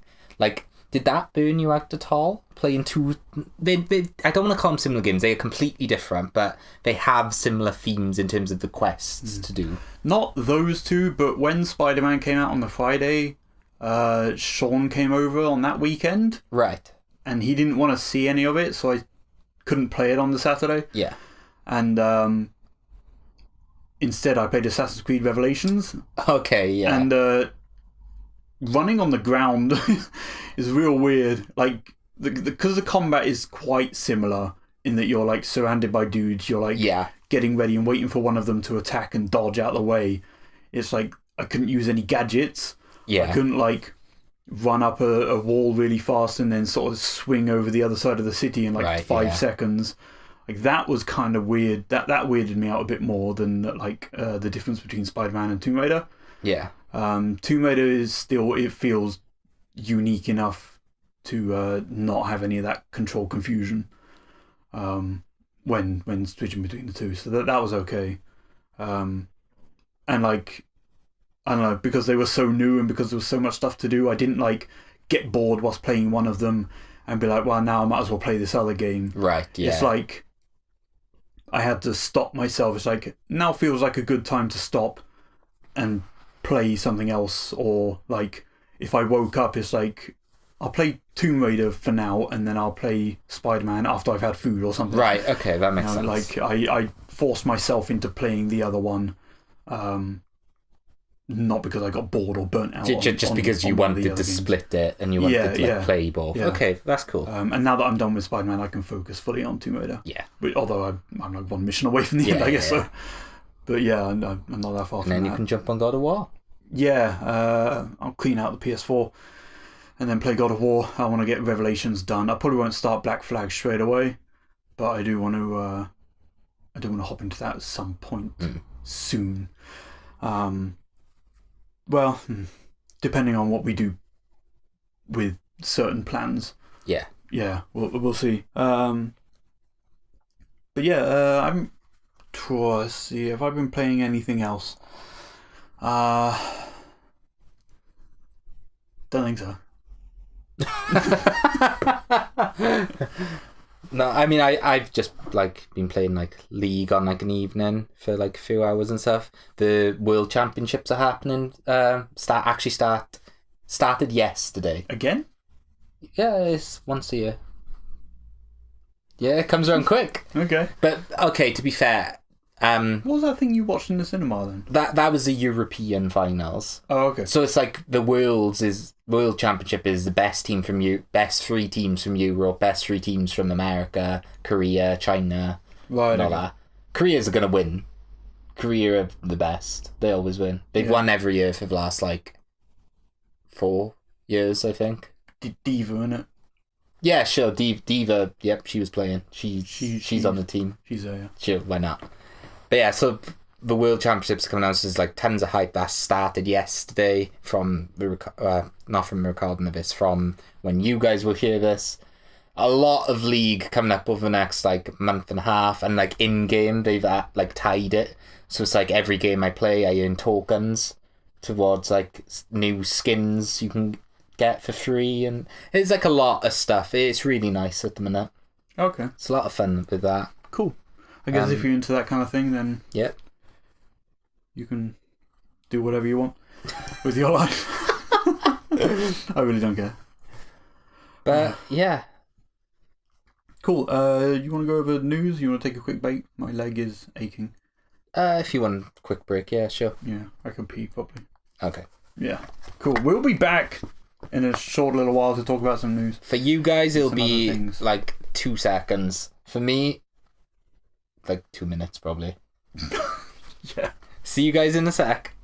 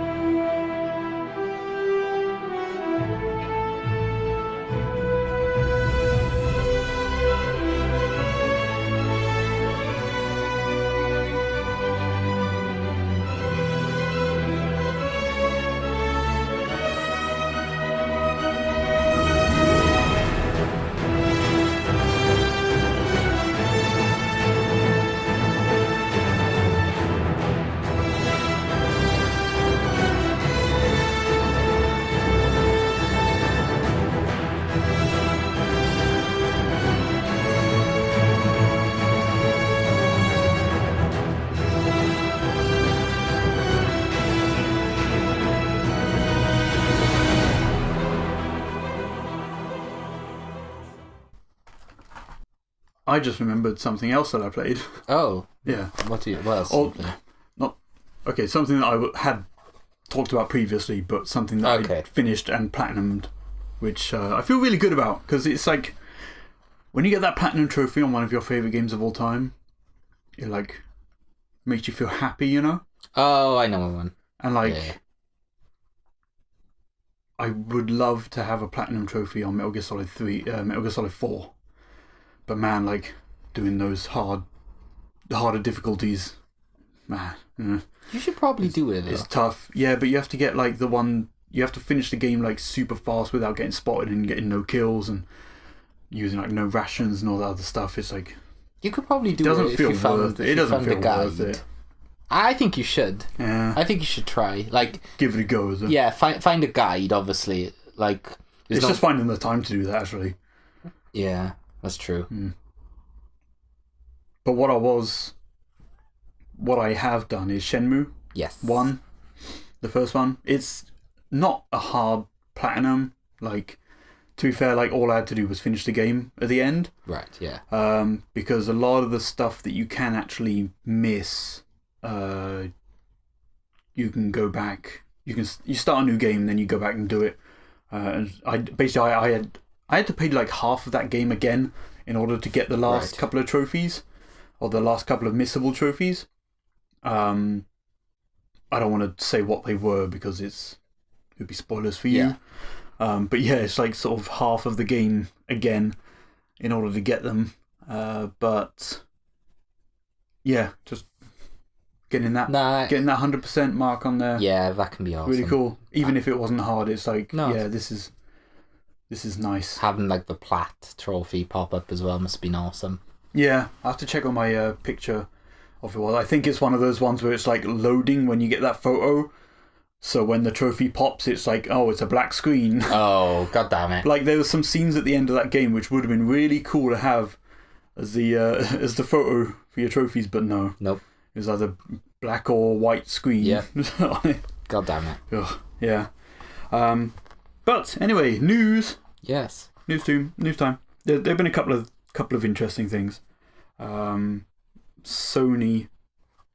Yeah, that's a good place to start. Have said that there's no PSX this year. That's not where I thought you were going with this, but I haven't actually got that written on here, but I remembered it. Okay. Yeah. No PSX this year. Yeah. I'm conflicted. Last year's PSX was, let's say, a disappointment for people who weren't there. Yeah. I get that, like, the show is, you buy tickets, you go there, you play a bunch of first-party games or whatever, and it's like, if you're there and you're close and you can make it, then that's cool, and you get to play all these cool new things. Yeah. But for people who aren't there, watching that live stream showcase, the few... Well, it wasn't a showcase, because it was, like, back to their original presentation stuff, the years previous, I mean. Oh, right, yeah. And it was really cool to see all that stuff get announced. And it was like, man, yeah, PSX is cool. And then people can do whatever they want and go on their way. Yep. Last year was a couch discussion, which we watched like 10 minutes of and then stopped because... Well, no, we watched the entire thing. I don't think it was all of it. I'm sure we did. I think we saw the Medieval announcement and then they were talking about some stuff and they... We saw... That's right, because those chairs filled up, didn't they? Yeah, we saw the entire, like, discussion. We saw the Detroit, like, thing. Oh, yeah, then they tried to get the same feel of that Until Dawn demo, but boy, they weren't having any of it. That weren't, but... Do you think the reaction to that is why they've stopped? They're not doing it this year, or do you think it's just... I didn't expect it this year, honestly. It's because we're at the end of the PS4 cycle. I was going to say, I think it might be because maybe sometime in, say, February, we might have some sort of conference for their next console. Yeah, I think with... The PS4 is pretty much... I can't believe I'm saying this, but the PS4 is pretty much, like, dying out now. I don't mean that's maybe a better way of saying it, because I don't mean in terms of like, you know, nothing's, because we still got like, you know, Ghost of Tsushima, fucking Last of Us 2, you know, all Death Stranding. Yeah, there's so much. If those are all next year games, then the PS5 will probably come out the year after. But my point is, I don't think, like, in terms of PSX, I don't think they have any, like, same as E3 next year, that's not going to show. They don't have any stuff that they can show for PS4. Everything coming out now has been, you know, even like DMC5, Resi 2, like, it's all been shown and stuff. 2019 stuff. Yep, it's early 2019. I think it's too. We're in the weird point where it's too early to show any PS5. Just call it PS5 for now. It's going to be PS5. This was going to be called, yeah. It's too early to show any PS5 stuff, obviously. Even like, you know, titles that could be coming to PS5. Like, they can't yet, because the console has to be announced first. Yeah. So I would assume those three, the big three ones, excluding Spider-Man from E3, are either going to be sometime next year, holiday next year, if the PS5 is out the year after. Yeah. Or if, for some miracle, it gets announced for next holiday, then they'll be on both. Like, there'll be one version of that game you can buy and play it on both and have, like, that experience, you know? Like, it will be like an X situation, but, like... I don't know if I like that. At least for, like, those games. So you think those three will be, like, play them on PS4 Pro, you have this... Death Stranding, Tsushima, and The Last of Us... You think are all going to be, like... probably cross-gen games. So... My opinion with cross-gen games is I feel like sometimes it can hurt sales. Such as? Give an example. Breath of the Wild.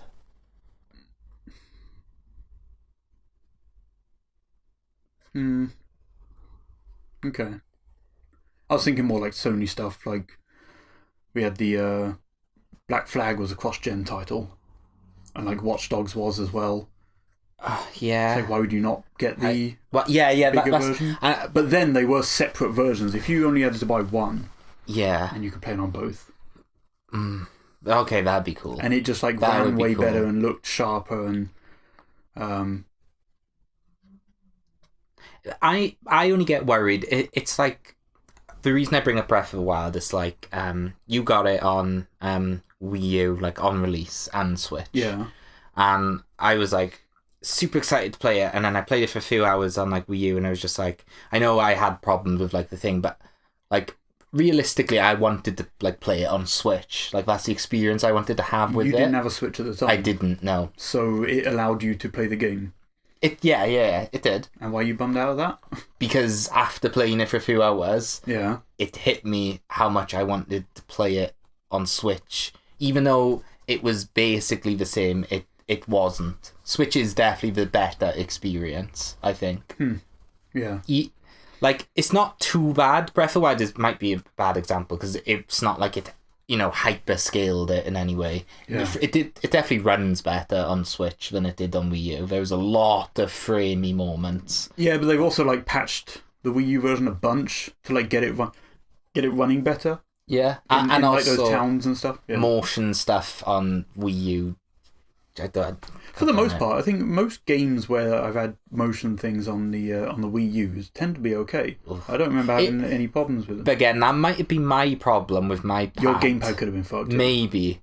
Yeah. That challenge room was like physically impossible. Yeah. There was no way to calibrate it. Like it was ridiculous. I had to do I love Breath of the Wild. That was so cool. I remember like I physically couldn't like tilt the ball to like make it jump because it just went sinking and it was ridiculous. I was holding it at the most ridiculous angle to keep it straight. And I remember like the way I actually did it was just jumping on, freezing time and just hitting it with the hammer until it could land. It took me a while, but I finally got lucky. But anyway, what we were saying is also, that's not really where I was going with the cross-gen type stuff. I know what you mean now. I just mean like depending on how much more powerful the 5 is to the 4. Yeah. Maybe they will just bring out PS5 versions of that game. It'd be cool if you could use your save on both. That would be cool. Like that seems like something that Sony would do that that Nintendo wouldn't with like the Wii U and whatever stuff, because they're so online focused. Right, yeah. You should be able to just get that save on both versions of it. That would be cool. And then you'll probably be able to play multiplayer between the two and stuff like that. It seems like something that they would look at just because of how many PS4 consoles are out there. Yeah. Especially with I think Last of Us 2 has multiplayer. The other two probably not so much. But yeah, so we think the reason why they haven't got a PSX this year is because soon we'll find out more about what they are doing in the future. The fact that we've said PS5 today really is just ridiculous. It's been going around a lot this week. Yeah, it's weird. Stuff is, yeah. I'm not ready at all. I am. I think it's been. Yeah, I think it's been long enough. Yeah. I think for me, it's just because I'm so behind on like the big games. So I feel like I've still got tons of PS4 to play. I've still got a ton of Wii U stuff that I want to play, you know? But we're just hoping they get ported. Yeah, there's still a couple that I'm waiting on. I looked at Tokyo Mirage Sessions yesterday or the day before, and I was like, I haven't finished this yet. I really should, but if it comes out on Switch, and I'm going to buy it again anyway. Yeah. But that game, I don't know, Atlas, maybe, I don't think they'll do it. Like, this is the thing. I really want to play Tokyo Mirage, yeah? I will be super bummed if I give in and play it on Wii U, and then a few months later they're like, coming out on Switch. I'll be bummed. Yeah. There's the Wii U gamepad is used to such a unique, like in such a unique way in that game that like it makes it tough to port over to the Switch. Right. I mean, basically you could have it so you press a button and have a screen come up that would be what the gamepad has, but it's like it's a Mario Maker situation, you know? It's like you got stuff on the TV and then you got the stuff on the gamepad. Like, how do you end up cramming that on just one screen? Like, I mean, I assume they'll figure it out one way or another, but playing the game on Wii U doesn't hinder the experience in any way. Yeah, of course. We'll see with that one. Yeah. But yeah, I would buy it again. Sony also did something else. Yes, surprisingly. Yeah. I don't think anyone expected this. No, especially not just to come out sort of like, oh, here's a tweet about cross-network play for Fortnite. It's in a beta stages. And then it kind of opened the floodgates for a whole lot of ideas for what could happen. There's a PlayStation blog post that has like the words Xbox and Switch and all these other things in it. It's like you can play Fortnite with basically everybody now. Yeah. Doesn't matter what platform you're on, and eventually it doesn't matter what platform you make progress on. Nope. You can link your account together and just like play your character and everything. Yeah. Although the PS4 version's got trophies, like goes like. No. Does it? Well, it does, but only Fortnite, not Fortnite Battle Royale. Oh, that's okay. Royale. Right. Yeah. But yeah, you can play any version of that game against any other person. Even mobile. Yeah. Which is bizarre. Like I could be on my phone, you could be on the PS4, and Dan could be in here on a Switch, and we could be playing Fortnite. It would suck because we're playing Fortnite, and fuck that. Yeah. But it's a cool concept that I hope comes over to other games, such as like Rocket League or Overwatch or something else. Like, they need developers on board, and if developers say, oh, you could play the game with more people, then that's good, I guess. It's like, I don't know. Fortnite is like the biggest game in the world right now. Yeah. And I don't see that changing anytime soon. Like, I don't... Like, Blackout's coming out soon, right? Oh, we can talk about that. Oh, yeah. We've played the Blackout beta. Yeah, go watch... we put a couple of videos a couple of videos, like... on YouTube. Watch the second one, it's really good. Yeah. Our thoughts on that, we actually won a few rounds. It's, in my opinion, the most fun I've had with a Battle Royale experience. But yeah, watch our videos on that. We talk in detail, I think, over the 2 videos of how much we enjoyed it. Yeah. So, yeah. It's really good. But yeah, Blackout's like by far my favourite experience. But even when that comes out, and even though how big COD is, it's not like Fortnite's still up there. Like, I don't know what's ever going to knock Fortnite off. It's so accessible. It's on everything. Yeah, you have like posters up in stores around town with like Fortnite bucks sold here. Yeah. All this other stuff. And like parents are aware of it. It's on the radio. Yeah. Talking about how big it is, and it's it's kind of crazy. I went to Cardiff recently, and I went in the game, and like in Cardiff specifically, they've got their own like cafe behind, gaming cafe with like, I don't know, roughly 30 PCs set up. And like, I'd not actually been in there or seen it before, so I like wandered in to like, just take a look, because you don't have to pay to like go in, you have to pay to play. And like, I wandered in, and I like walked past like rows of like PCs, and it's just like full of kids, like literally, like I don't think there was an adult or like even late teenager inside. Kids, full of kids, all playing Fortnite, man. Why would they pay to go there and play Fortnite when it's free? Maybe you can't run on their PCs. Social aspect, I guess. Kids playing with their friends, or parents doing shopping, bunging their kids. It's literally a new crash. That's true, yeah. It's a crash for their kids now. It's a really good idea. I just thought of a business plan. No, it's a good idea. Is it a gaming bar? I want a gaming bar. Yes. Let's not talk about that. I've talked about this in detail. We'll call it puzzles. Tetris. We'll call it Moving on. I've talked about it like a gaming bar. Like, there are loads of gaming bars, but like I would have run a gaming bar. That would be like dream stuff. That'd be awesome. Cool. Yeah. But then you'd have to run it and you wouldn't be able to play anything. Yeah. I watch other people play. That sucks. Who would do that?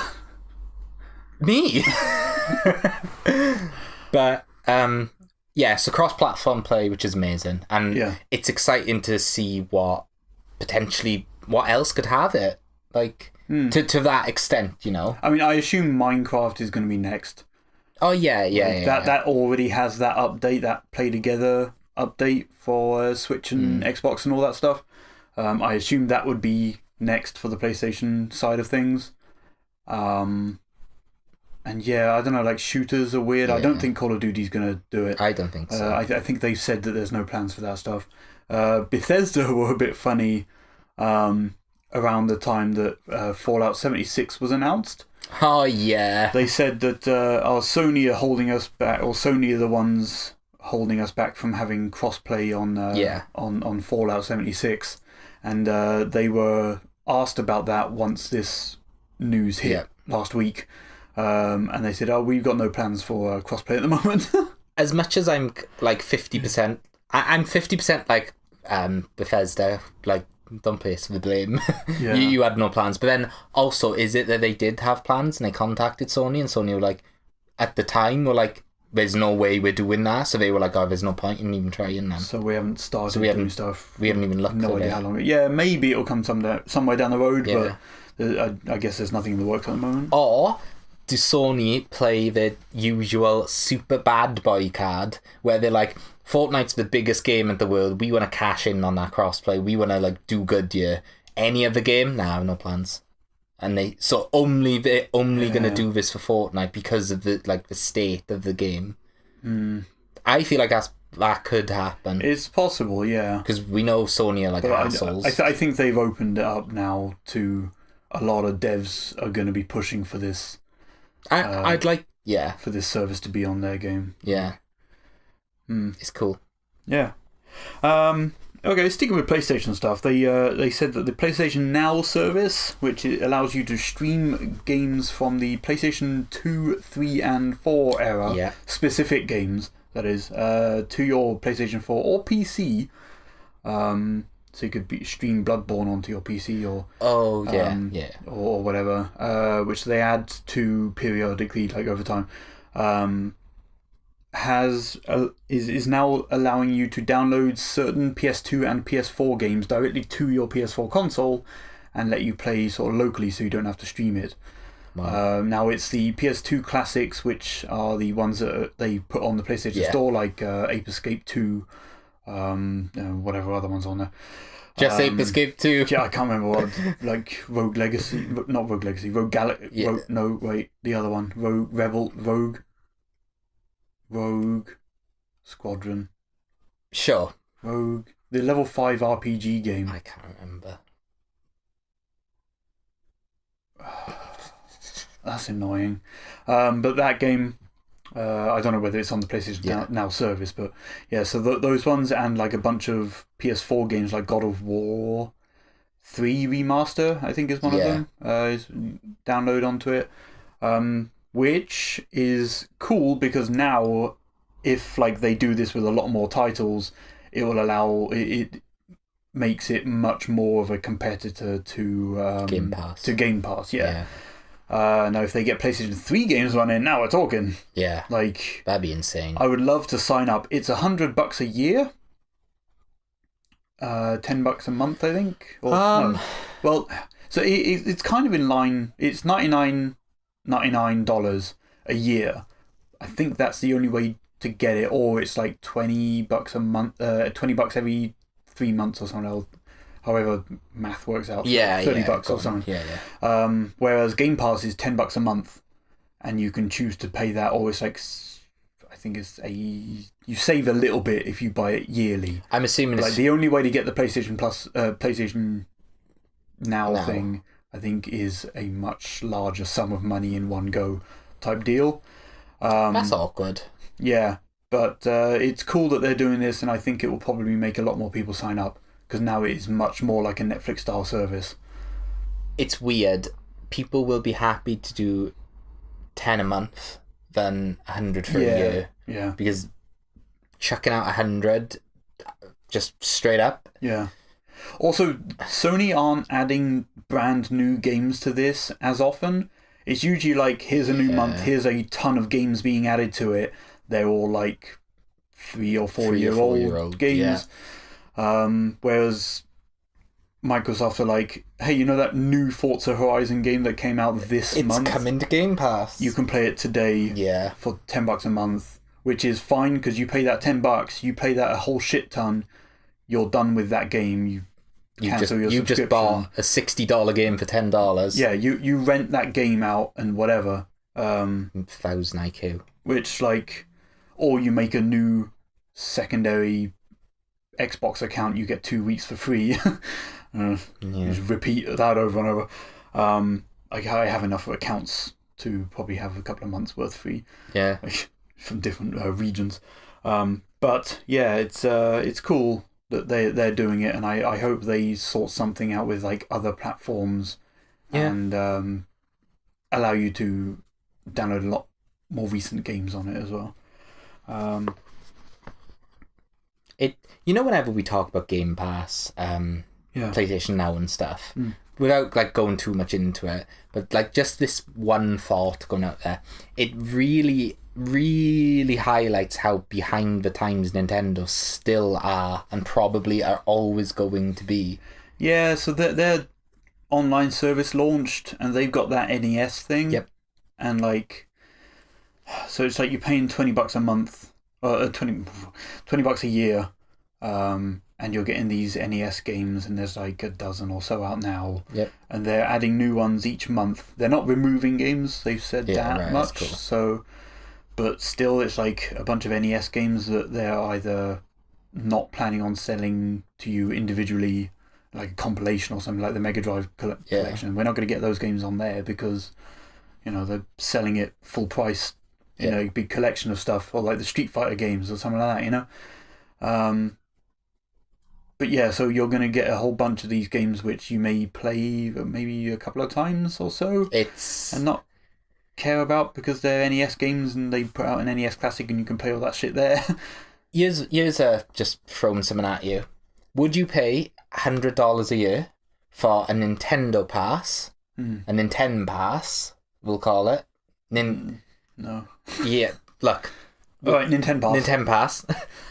And you get NES, SNES, N64 and GameCube games. Yeah. Select titles, I guess. So they would add more every month. Okay. Way more than they do now, though. There's a decent lineup. At the same rate as, say, PlayStation add their titles. I don't know how often it is. It's just not as often. But would you do that? Yeah, because that sounds like a lot more. How cool does that sound? Yeah. But that's what I mean by how behind they are. You got like Xbox are like the furthest ahead in terms of like, brand new games coming out on it, which is insane in the Game Pass. PlayStation are like getting there, but they kind of like they've put out a lot of like, PS1, 2, 3 classics, or maybe 3, hopefully. Yeah. Stuff, that'd be cool. And then you kind of got Nintendo just like NES only. That's what you want, right, guys? Yeah, even if they did Super Nintendo, that would be something. It'd be better. I assume they'll get there, but you have no idea, do you? It's 2018, and they're like, here's NES. We're going to be in the second year of the Switch soon. Yeah. Nintendo, what are you doing? How, Well, we are in the second year. Third year, I should have said. I should have said we finished the second year. Third year. So, yeah. And I'm like, think how many people want to play SNES games on the go. Yeah. Or want to play N64 games. You had the Virtual Console throughout the Wii and Wii U. Now you finally have this console that's sold really well, is still doing really well. And so many people have made it very clear how much they want to play SNES games on the go. They love the portability of the system you've made. And they're like, yo, NES games. But you can play online. Just nobody wants that. I don't think the Nintendo or the NES games are a selling point for what the service they're offering is. I feel like in December, a lot of people are going to be signing up to this online thing. Yeah, I am. I'm one of them. In order to play online. Yeah. But at the moment, for me, because I don't play Splatoon or ARMS or Mario Kart even online, there's no reason for me to sign up for this other than the NES games, and I don't want to pay how much it was, 16 quid a year in order to play Mario Brothers 3, on my on the go. It's silly. But yeah. While we talk about that, I did see a few posts which made me really sad. What? A lot of Splatoon players aren't getting the Nintendo Online service. They add little messages in game saying someone won't see you anymore, and really sad, goodbye friends, it was nice playing with you. Yeah, I heard some people talk about the games that have already been released prior to this service coming around should have been allowed online, free online. And yeah, it should have. Splatoon and Mario Kart 8 are really popular online, and that would have been really a goodwill thing for them to do. And I have no problem. People will pay for Smash, so yeah, and I have no problem putting a paywall behind playing online. That's fine, but I don't like the idea of having something that's free and then taking it away. Because that's going to suck for a lot of players. You've probably just gutted a big chunk of Splatoon players. Yeah. And people are going to be like, why do I have to pay for my son to play online now? He was playing it fine for over a year. Yeah. Yeah, it sucks. Again, just back to the original point of just Nintendo is so far behind. And their decision making is just whoever's in charge or whoever's like making these decisions, I don't understand. It's Reggie. Is he trolling us?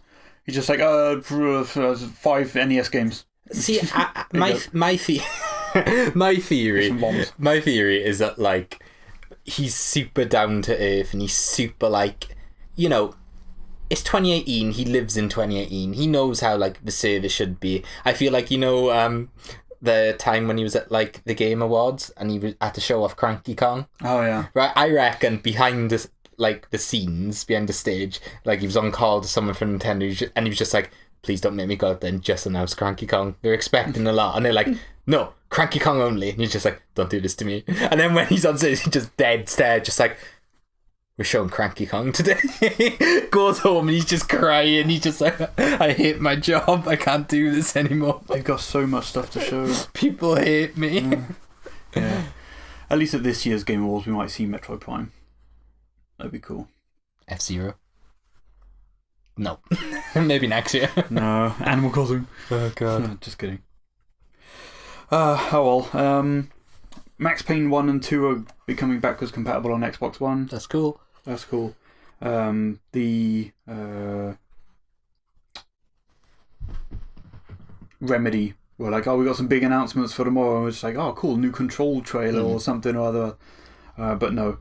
So the first 2 Max Payne games are playable on Xbox One, which is, I don't know, it's cool. Yeah, it's cool. People like those games. Phil Spencer announced XO18, which, do you have any reverence of like what XO6 is or... Nope. Oh, okay. Sorry. So it was where it was something that the last one that they did was in 2006. It was when they were like talking about the original or the 360 console at that time. Right. Okay. Like they started doing it in 2001 where they announced like the original Xbox. Bloody hell. It was like a conference dedicated around that, and they announced games like Fable and Halo 2 and stuff there. So like it's a big show for them. Right. And they haven't done one since 2006, which is quite a long time ago. And it's in November 10th. I think it's the 10, 11 and 12, the weekend also, is when it is this year. And like, I mean, what could they possibly show? Like, what would they have to announce? You saw maybe how good they were at E3. They had, actually, yeah. Was it DreamHack Montreal?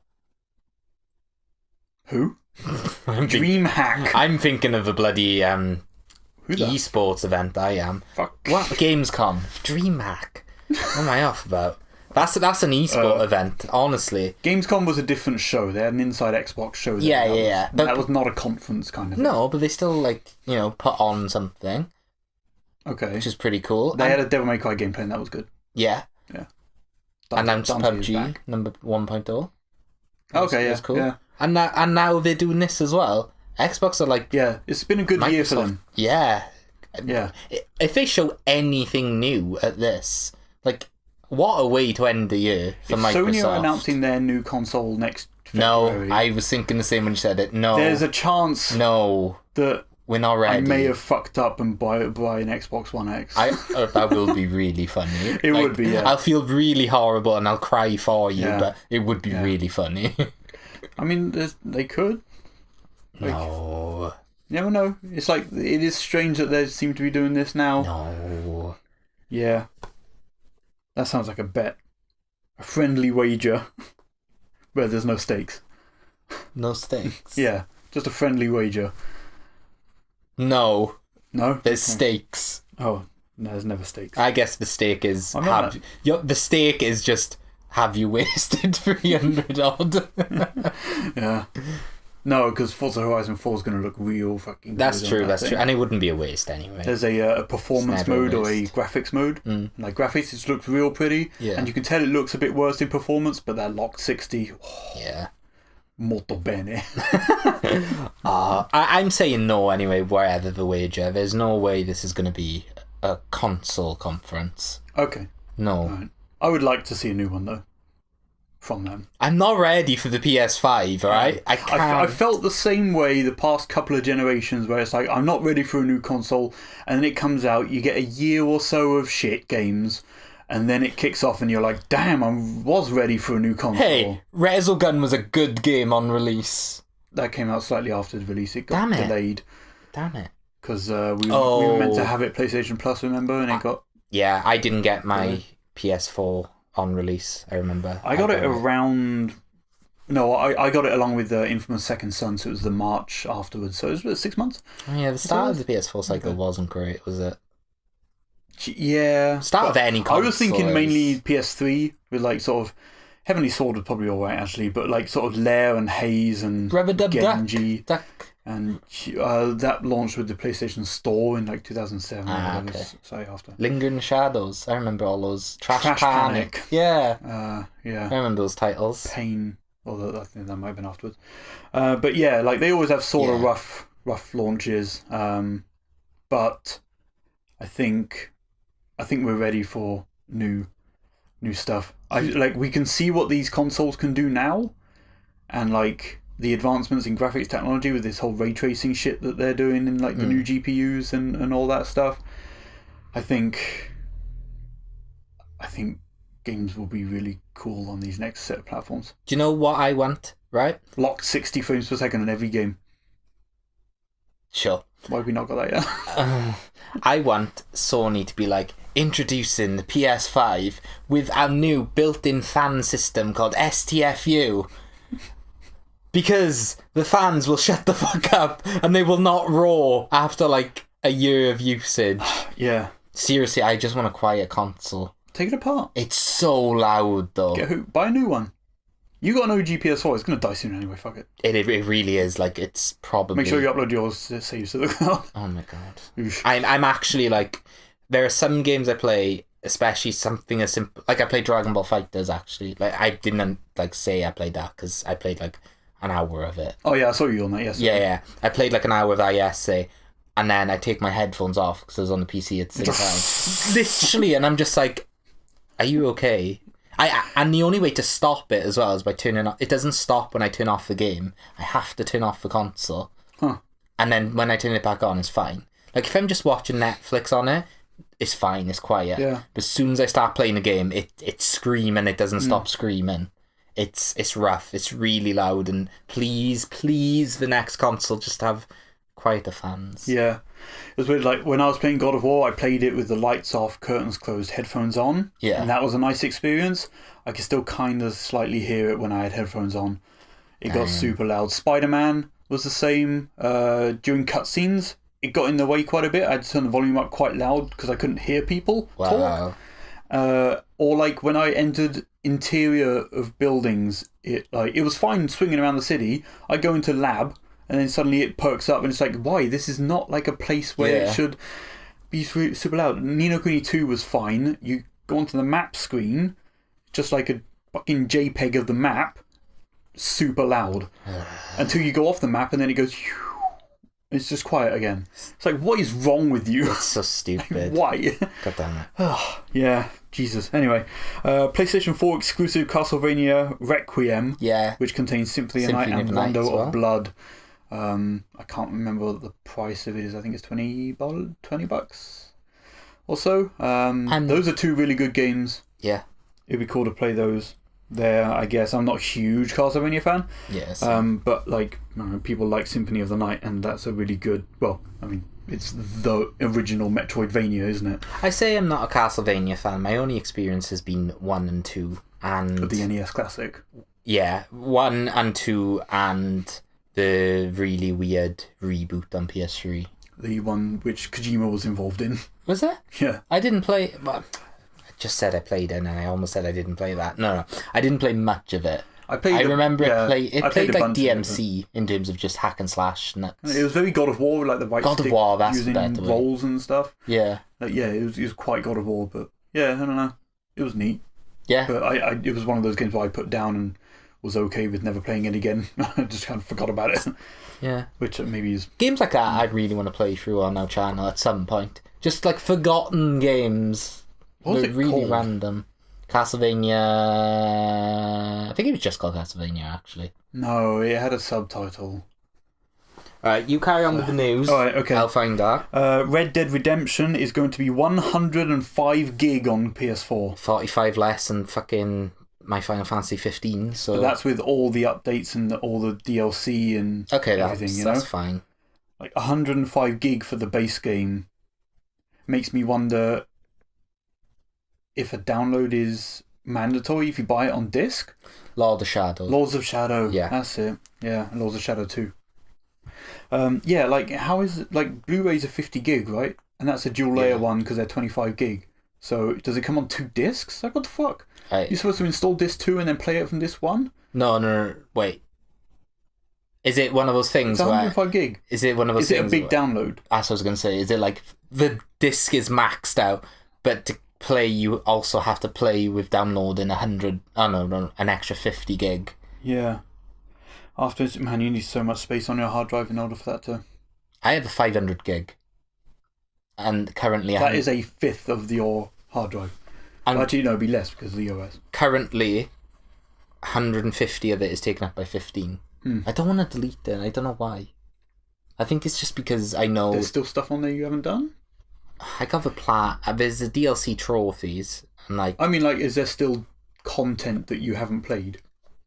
You need to get the Royal Edition. I just haven't played it. It's so... actually... Yeah, oh god, yeah. I haven't done like hardly any of the tombs yet. Oh, there you go. You know, the bonus tombs? Okay. So, new ones, that is? No. So you know in the city, is it? No. You know you do the tombs, right? And then you know in every tomb you there was that door. Oh, the locked doors. The locked doors. Yeah. Cool. I've only done like one of those. So I haven't done any of those. Yeah, I got it on there. It's still something I enjoy going back and just like New Game Plusing it and playing through it because you can New Game Plus it whenever you want. Yeah.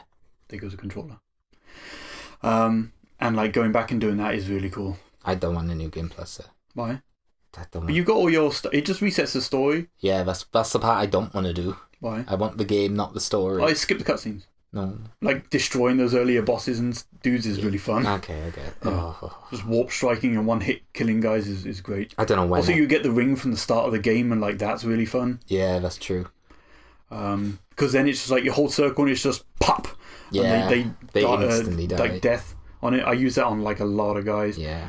Yeah, that's fun. And you can get to level 120 now as well. Yeah, that's right. Yeah. I think I'm like 80s-ish. There's a boss in... Crap. Forgot the name of the... Where do you go back to right at the end? Begins with D, I think. D? You know, it's not his hometown. Oh, right. Oh, fuck, yeah. Okay. Just the Crown City, isn't it? Yeah, I can't remember the name of it. Anyway, you go back there. And there's a boss that's like level 121 or something, and it's like... Oh, is that the Omega boss? Yeah. That's not to be fucked with at all. You should try versing him in Final Fantasy X. Yeah. Yeah, that guy sucks. God damn it. That's a trophy. That's why I haven't got platinum on it. Fuck it. Yeah. Anyway, what was that? Oh, yeah, Red Dead's really big. Yep. Weird. But yeah, I know it's like the PC version of it is 150 something gig and stuff as well. Yeah. Of 15, but to have like a game come out, it was on the back of the Red Dead PS4 bundle. It said like required space 105 gig. Yeah. It doesn't say anything about the download or whatever, but I mean, I guess we'll find out soon because it comes out soon. The last thing I've got on here is that Telltale and Capcom Vancouver closed. Yeah. Super shitty. Really sad, actually. A lot of people are very hurt by Telltale being shut. Yeah, a lot of people are like, oh, great, now they're not going to finish this last season of The Walking Dead, but, like, you know, it's shitty for the 225 people that they let go without any notice and without any severance pay or anything like that. That's rough. So there are campaigns to, like, sort of raise some money for them, and a couple of people have sued Telltale for it and whatever. It's messy. Yeah, they pulled the sale of the final season of Walking Dead. Yeah. Now, like 2 episodes were out. Another was supposed to come out soon. So yeah, I don't think that's gonna happen. They cancelled like the Stranger Things game, the Wolf Among Us Season 2 got cancelled, which sucks. I think in terms of The Walking Dead and Clementine's story, I think that's done now. I was okay with just doing one season. I haven't touched any of the others. Yeah, I think it's over. Like, now that that's shut, I don't think they're going to release it. I think it's... Yeah. People do need to play the Borderlands one, though. Yeah. That's really good. Is it? No, that's... No, Tales from Borderlands. Tales from the Borderlands. Yeah. And we're still going to play through Wolf Among Us. Yeah. But yeah, I don't know, that really sucks. Like Vancouver, the Capcom guys, they were making, they made the past 3 Dead Rising games, 2, 3, and 4. Yeah. As well as whatever little spin-offs and stuff they've done there. They'd been apparently working on something for a couple of years. Capcom said that they lost, I think it's $40 million after shutting them down. I assume it was another Dead Rising game. Yeah. It was Dead Rising 5. So yeah, they maybe just wasn't up to what they like. I don't think the past couple of Dead Risings have done that well. I don't think they sold, especially the last one. So if whoever they were partnering with, whether it was Microsoft or so, said, "Oh, we don't want another Dead Rising," then they pull the plug, and then Capcom are like, "We don't want to put some more money into this and just have it fail." So I respect the decision from Capcom only because at the minute they've been doing so good this year that I'm kind of like, I can understand it. It sucks. It always sucks when something shuts down. Yeah. But I can understand. If they weren't bringing in money at the end of the day, they're losing money. Business is business. Yeah. Feels bad to say that, but it sucks. Yeah, so, you want to play a game? Yeah, sure. It's that time where we're doing a podcast that lines up with the announcements of the PlayStation Plus and Games with Gold games. Oh, okay. So I'm going to play a Who Did It Better. So, for the month of October, yep, you can kind of guess they are slightly horror themed. Yeah. PlayStation Plus has Friday the 13th. Right. Laser League, which is sort of like a local multiplayer game where lasers are... You have to knock guys into lasers and kill them. Or whatever. Master Reboot, not sure what that is. The Bridge, I think is a puzzle type game, maybe? That's on PS3, but it's also cross-buy with PS4. Rocket Birds 2. I played the first Rocket Birds, I can't tell you anything about it. Okay. And 2064 Read Only Memories, which is like an adventure game, which is also on... basically all of those on PS4. Okay, that's cool. Oh, yeah, they did. Yeah. Yeah, and Xbox One has Overcooked. Right. And Victor Vran, which is a sort of Diablo type game, I think. I think it's like the Van Helsing games, kind of similar to that, which is basically a Diablo game. And then 360 has Stuntman Ignition, which is backwards compatible. Right. And Hitman Blood Money, which is backwards compatible. Oh, okay, that one. Yeah. So, what do you think? I mean, really, Friday the 13th is the only one that I know much about for the PlayStation. But Games with Gold's got Overcooked. Yeah. I honestly think this month, Games with Gold takes it very, very strongly. Just purely because of like Overcooked. People really like Blood Money too. And a Hitman game is really good. PS4 lineup is absolute trash. I will be downloading none of those except maybe Laser League. We'll check out Laser League because that would be quite. Yeah. I think that would be quite fun to play local. Now this is just my opinion. I've seen enough of Final Fantasy. I'm losing my mind. Friday the 13th. I know. Friday the 13th. I've seen enough of Friday the 13th. That game's not good, man. No? It's not good at all. It's got a fan base. It's like the exact same fan base of the people who love Dead by Daylight. Friday the 13th is the world where you're one person versus the rest of them. And they have to do objectives in order to like escape, right? Literally, it's Dead by Daylight. Like call the cops and wait, or like fix the boat, or fix a car, or something like that, right? Yeah, that's that one. Pretty much. Dead by Daylight plays exactly the same. Yeah, but isn't that just like get the generators and then open the gate kind of thing? Yeah, there seemed to be a bit more interesting stuff going on in Friday the 13th. Yeah, But I think this is the one where they announced a bunch of DLC but had to stop it because of licensing things. Yep. And performance-wise, and it was like super shitty at the beginning. Yeah. It was kickstarted. It's so glitchy. Yeah. The amount of like people I've seen get sent to the Shadow Realm. Yeah. Like it's glitchy. It's but that's almost a new genre of game now. Yeah. You know the whole Dead by Daylight. What genre of game is that? I mean, that's kind of what Evolve is. It's like a 1v5 or something, 1v4, isn't it? 1v4, yeah, kind of. But you know that's basically its own genre of game now. Like these have more objective based. Yeah, there are loads of like clones coming out as well. Horror is obviously the main one because like the aspect behind it is just one's super evil, creepy for survivors. It makes sense. But yeah, like Friday the 13th is not a good game in my opinion at all. So Overcooked, like alone, is just Overcooked is so good. Boom, and then Hitman is really cool as well. So yeah, Games Girl takes it. Yeah, cool. Ding ding ding. Okay. Let's have a quick look at what's upcoming over the next couple of weeks. Do this real quickly. Yeah. We will merge game releases with what videos we're putting out. Okay. I think that'd be quite fun. So yesterday, Monday. Right. Yeah. I don't know whether it's going to be an ongoing thing for us or whether we're just going to see how it goes. But we want to start putting videos up on Monday. Yeah. And at the moment, we've got NES Classics scheduled for then. We're running out of those, right? Yeah, there's only like 4 left. Yeah. Mm-hmm. Oh, cool. Okay, Star Tropics was the last one that went up, and I want to check that. I'm going to check more of that out again. That game's super weird. Yeah, but like it's Earthboundy, then plus Zelda, plus what? Yeah. Yeah. So I think it cuts it off here, but I think Super Mario Brothers? Yep. It's the 3 games will be next now, so 1, 2, and 3. Mario Brothers 1, 2, and 3. Mm-hmm. Cool. Okay. Yeah. And then today is the podcast day.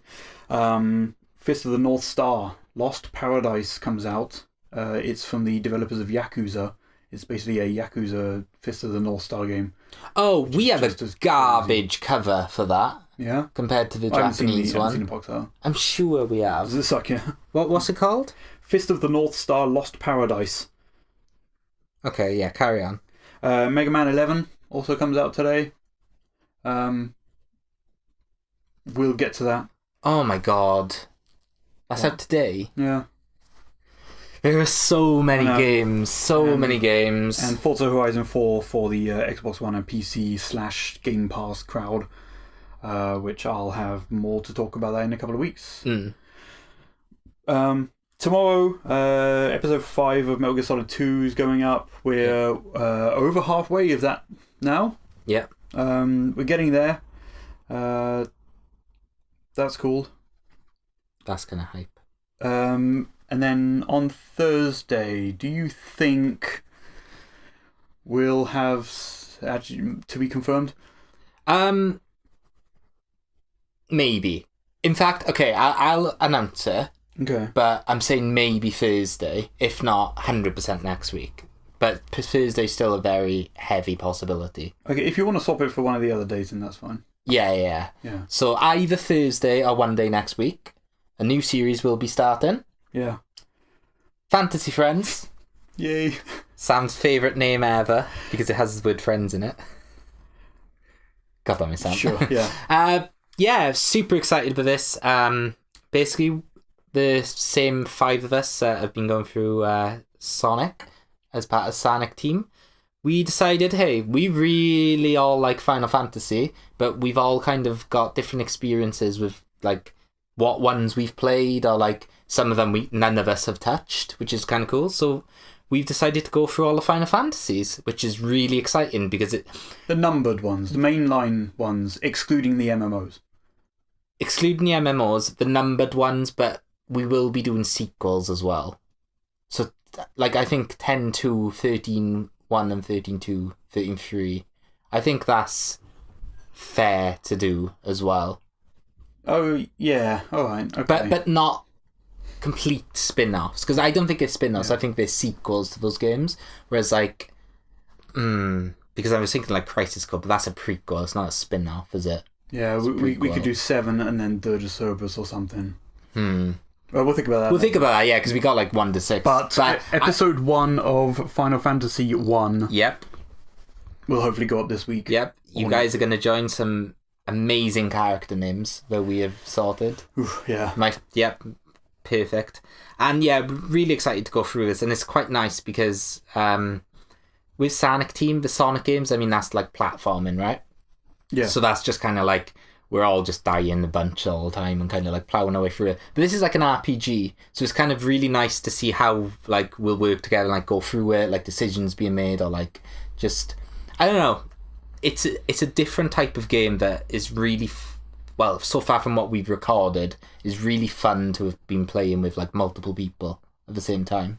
Yeah. So really excited to go through all those and share our experiences with you all. Cool.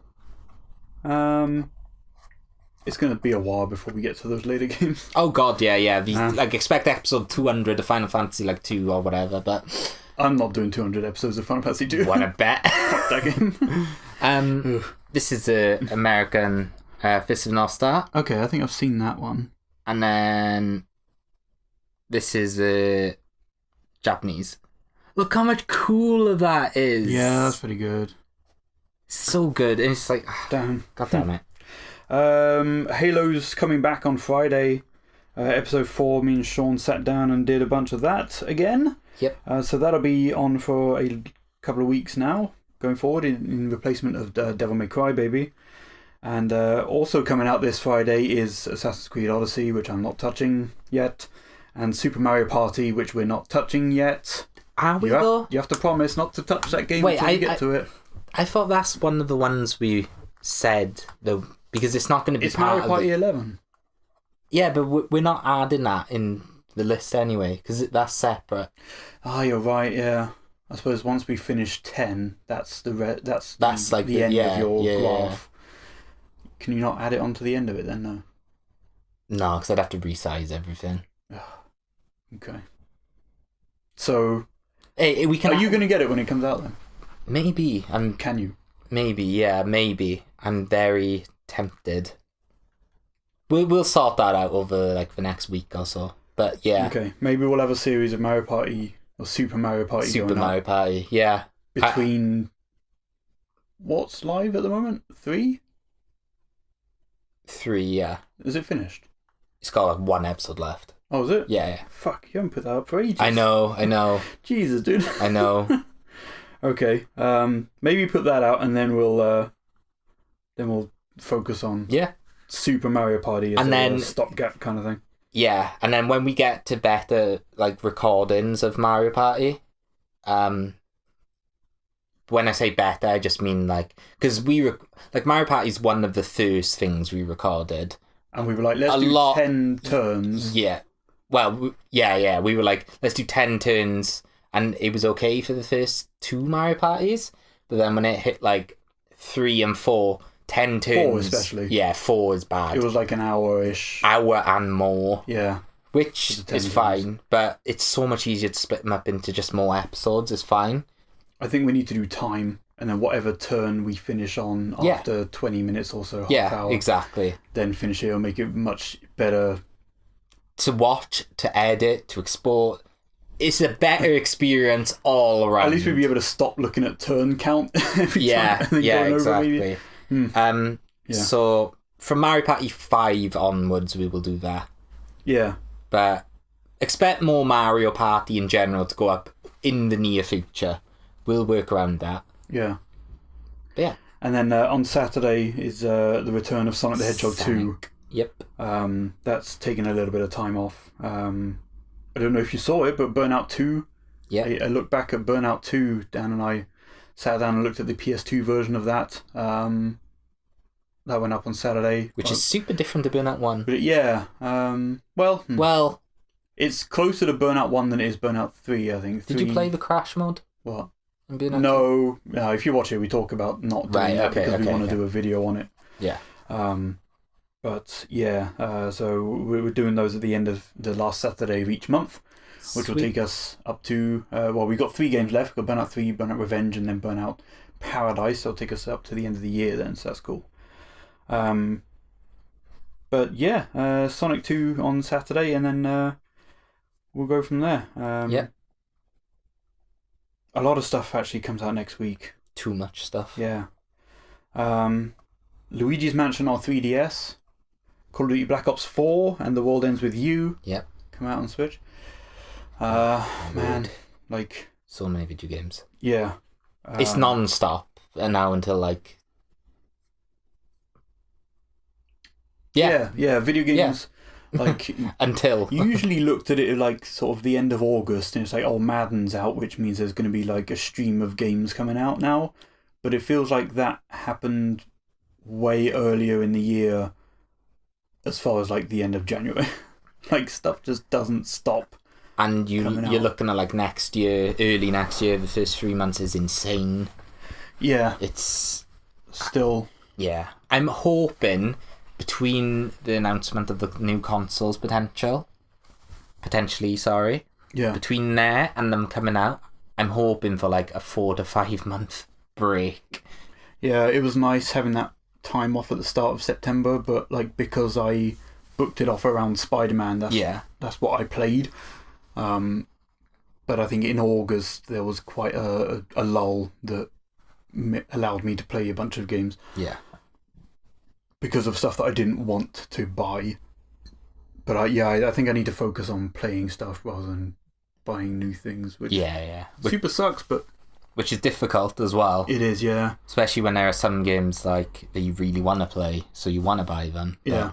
You've got like 10 others that you're like kind of ploughing through at the minute. Yeah, I am glad I got Forza though. Of course, yeah. Get to play that. It's so weird. It's like, even though I haven't got it yet, like, just knowing that I haven't got it here, but like when it arrives, I think it's arriving tomorrow. It's like, I don't know, it's like the FOMO hasn't kicked in or anything. It's like when you buy a game and then it sits on your hard drive, and it's like, now I'm not stressing about buying the game. It's like, I own it, but like, even though I'm not playing it, I still feel okay. Yeah. It's super weird. I don't know. The last episode of Last Save will go up next week on Wednesday. That one's on Ape Escape 2. The PS4 version of that was super fun to do. And then there won't be one of those for a little bit. Still trying to figure out what to do with opening act, and how that goes. But yeah, lots of fun stuff happening. Yep. We'll hopefully be done with some series before the end of the year, and start some new interesting ones. Yeah. At the start of next. Before we wrap things up though. I don't know whether you're having that other series that we started starting this year. Or I'm not going to announce it yet, just because nothing's in place. You want to get further in on it? No. I don't. It's not that I want to get further in. It's just asset wise and like everything else I want to have finalized beforehand. Okay. But we recorded something really cool. Yeah. But we'll talk about that in like maybe in a couple of weeks. Actually, we'll see.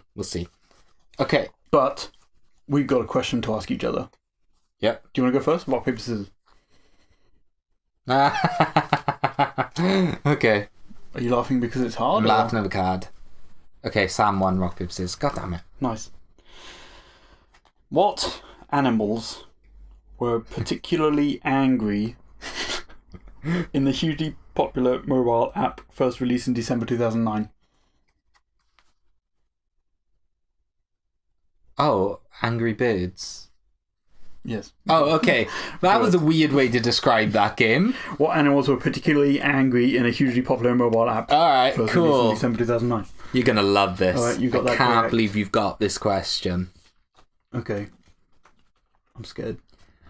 What is the common name given to competitive electronic gaming, including tournaments such as the International and the League of Legends World Championship? Is it esports? Yep. Nice. Or should you say esports? Esports. It's got a capital S like the eShop. It really shouldn't. Why? Esports should just be written just... No, that is the correct way. Or with a little dash between the E and the S. I don't like any other way other than just lowercase. I don't think there needs to be any... You don't use capitals anyway. You're like a loser. I use only capitals. Shift. Holding shift. Holding shift. You don't use caps lock at all, do you? Nope. I haven't used caps lock in years, other than accidentally. Oh, yeah. And so pressing it instead of tab. And then you're entering in the password. Caps lock is on. You're like, oh, yeah, thanks for telling me. At least they did tell you. Yeah. Shift. It's when it doesn't tell you. It's like, that's annoying. Yeah. Yeah. God damn it. Most websites do that, don't they? Yep. Okay, guys. Thank you so much for listening and watching. We'll be back in 2 weeks. Yes. With another round of games. You can find us at aroundof.games. And on Twitter, at Xandiarr, XDR. Or at Axlams for myself. You can leave a comment on whatever you're listening or watching to on this, if possible. And yep. Let us know what you'd like us to do with shows and stuff upcoming. That'd be kind of cool. But yeah, lots of stuff coming out all the time. When so many video games. When Darian remembers to publish the episode of Mario Kart. Yep. Or doesn't. Yep. Damn Comic-Con. Yeah. And yeah, look out for fun and exciting things, variety stuff coming up, actually. Yeah, there should be a lot. Yeah. There is a lot. Yeah. So yeah, we'll see you in 2 more weeks. Yeah, see you then.